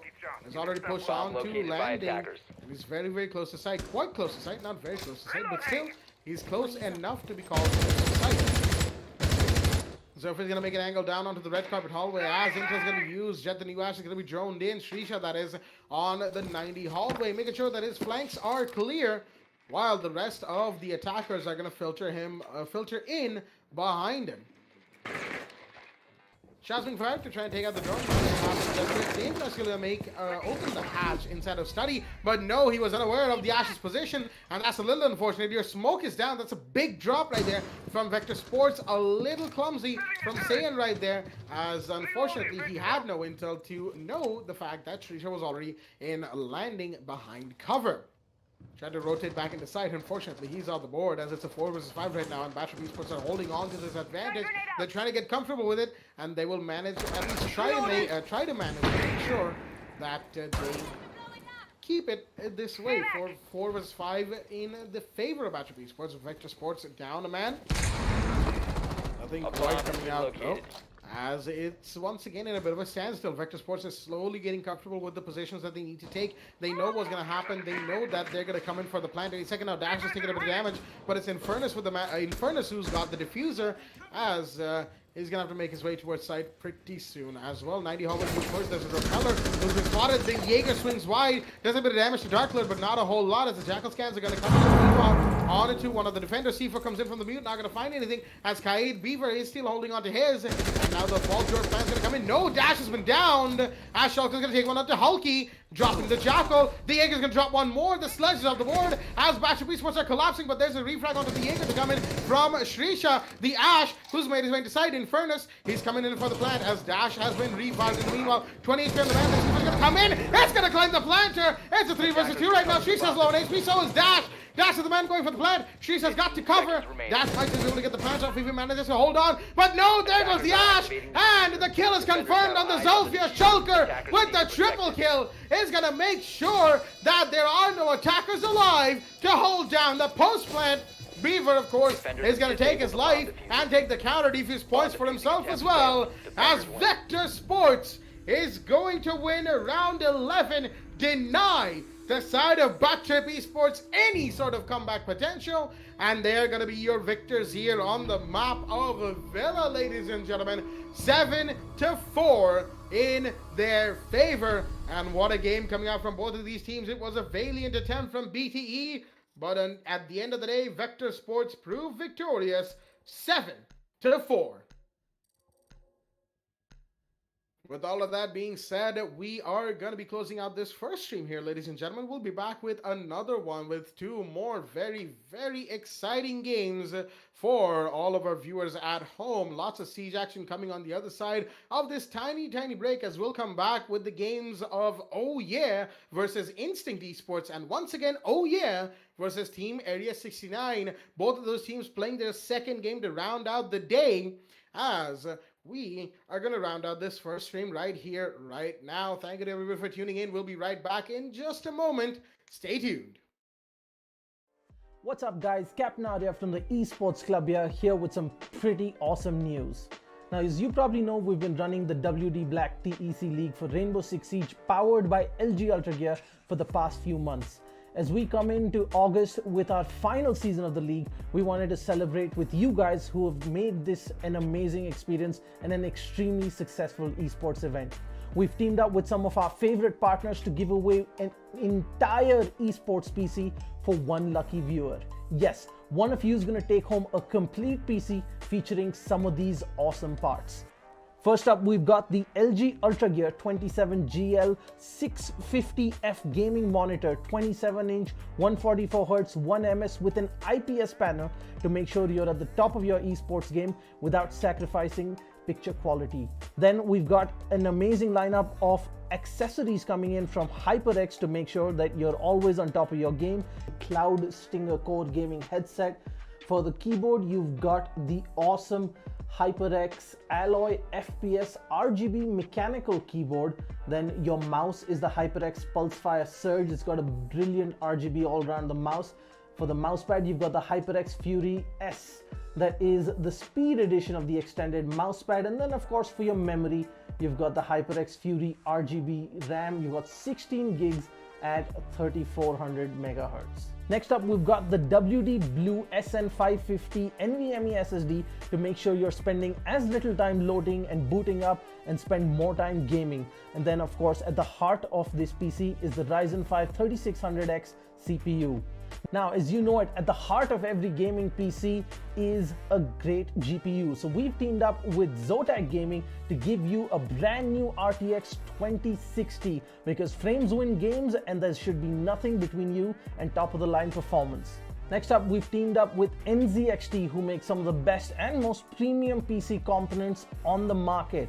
Powering your PC is going to be the C850 fully modular power supply, and your cooling solutions are going to be taken care of the Kraken X63 all-in-one liquid cooler. Now, we wanted to make this PC something truly special, and while the NZXT H510 Elite is a great cabinet for anyone, it wasn't enough. We teamed up with NZXT to give the winner of this giveaway a brand new NZXT H510 Siege Edition cabinet. This is a limited edition licensed Rainbow Six Siege themed cabinet from NZXT. There are only 500 of these in the world and just a handful coming to India. The side panels of this cabinet are themed in the wall and door reinforcement designs from Rainbow Six Siege, and there is an illuminated 6 icon on the front panel along with a 6 icon charm and a puck in the signature breach charge design, which is only available with the H510 Siege. And one lucky winner on this giveaway is going to get a full esports PC sitting inside this beautiful cabinet. Now that you know everything that there is in the giveaway, the question is how you can take part. Well, it's fairly simple. First, head on to the link in the description of this video. Once you're at the giveaway landing page, fill out your details and follow the instructions. First, head on over to Facebook, make sure you're following us. 2, make sure you're following the Esports Club on Instagram. And 3, make sure you subscribe to us on YouTube. Simple so far. Now the interesting part.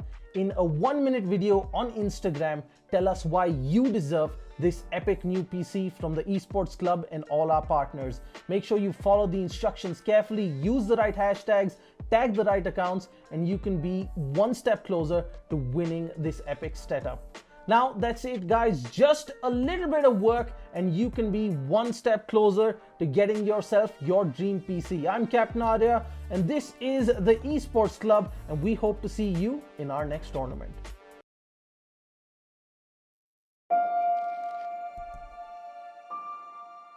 The moment of creation is a form of magic, where an off becomes an on, a 0 becomes a 1, then another, and another, until, deep in the complexity, you discover order, speed, reliability, power.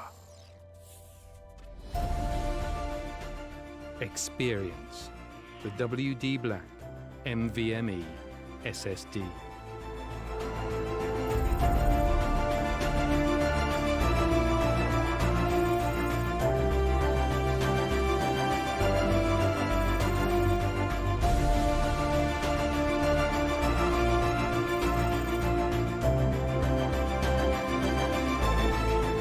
Fueled by darkness. Level up to NVMe SSD performance.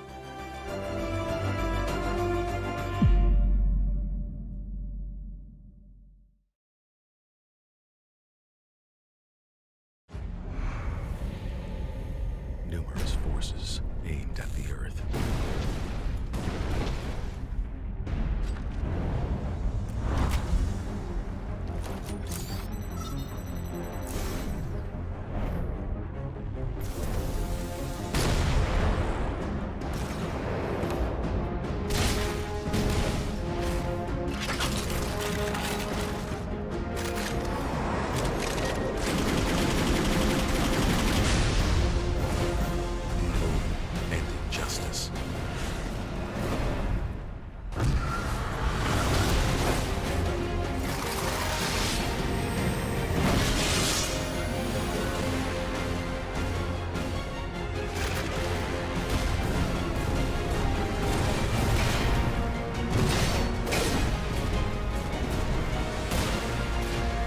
glorious battle begin.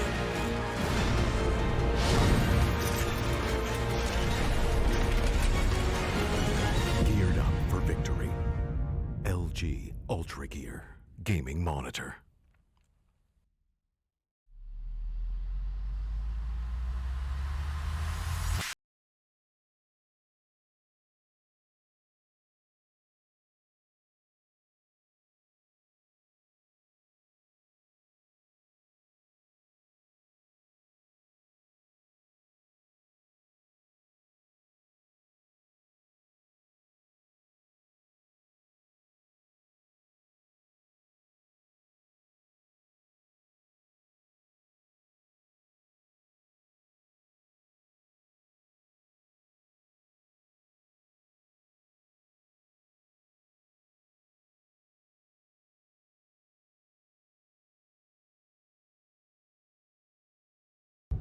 Ready to breach.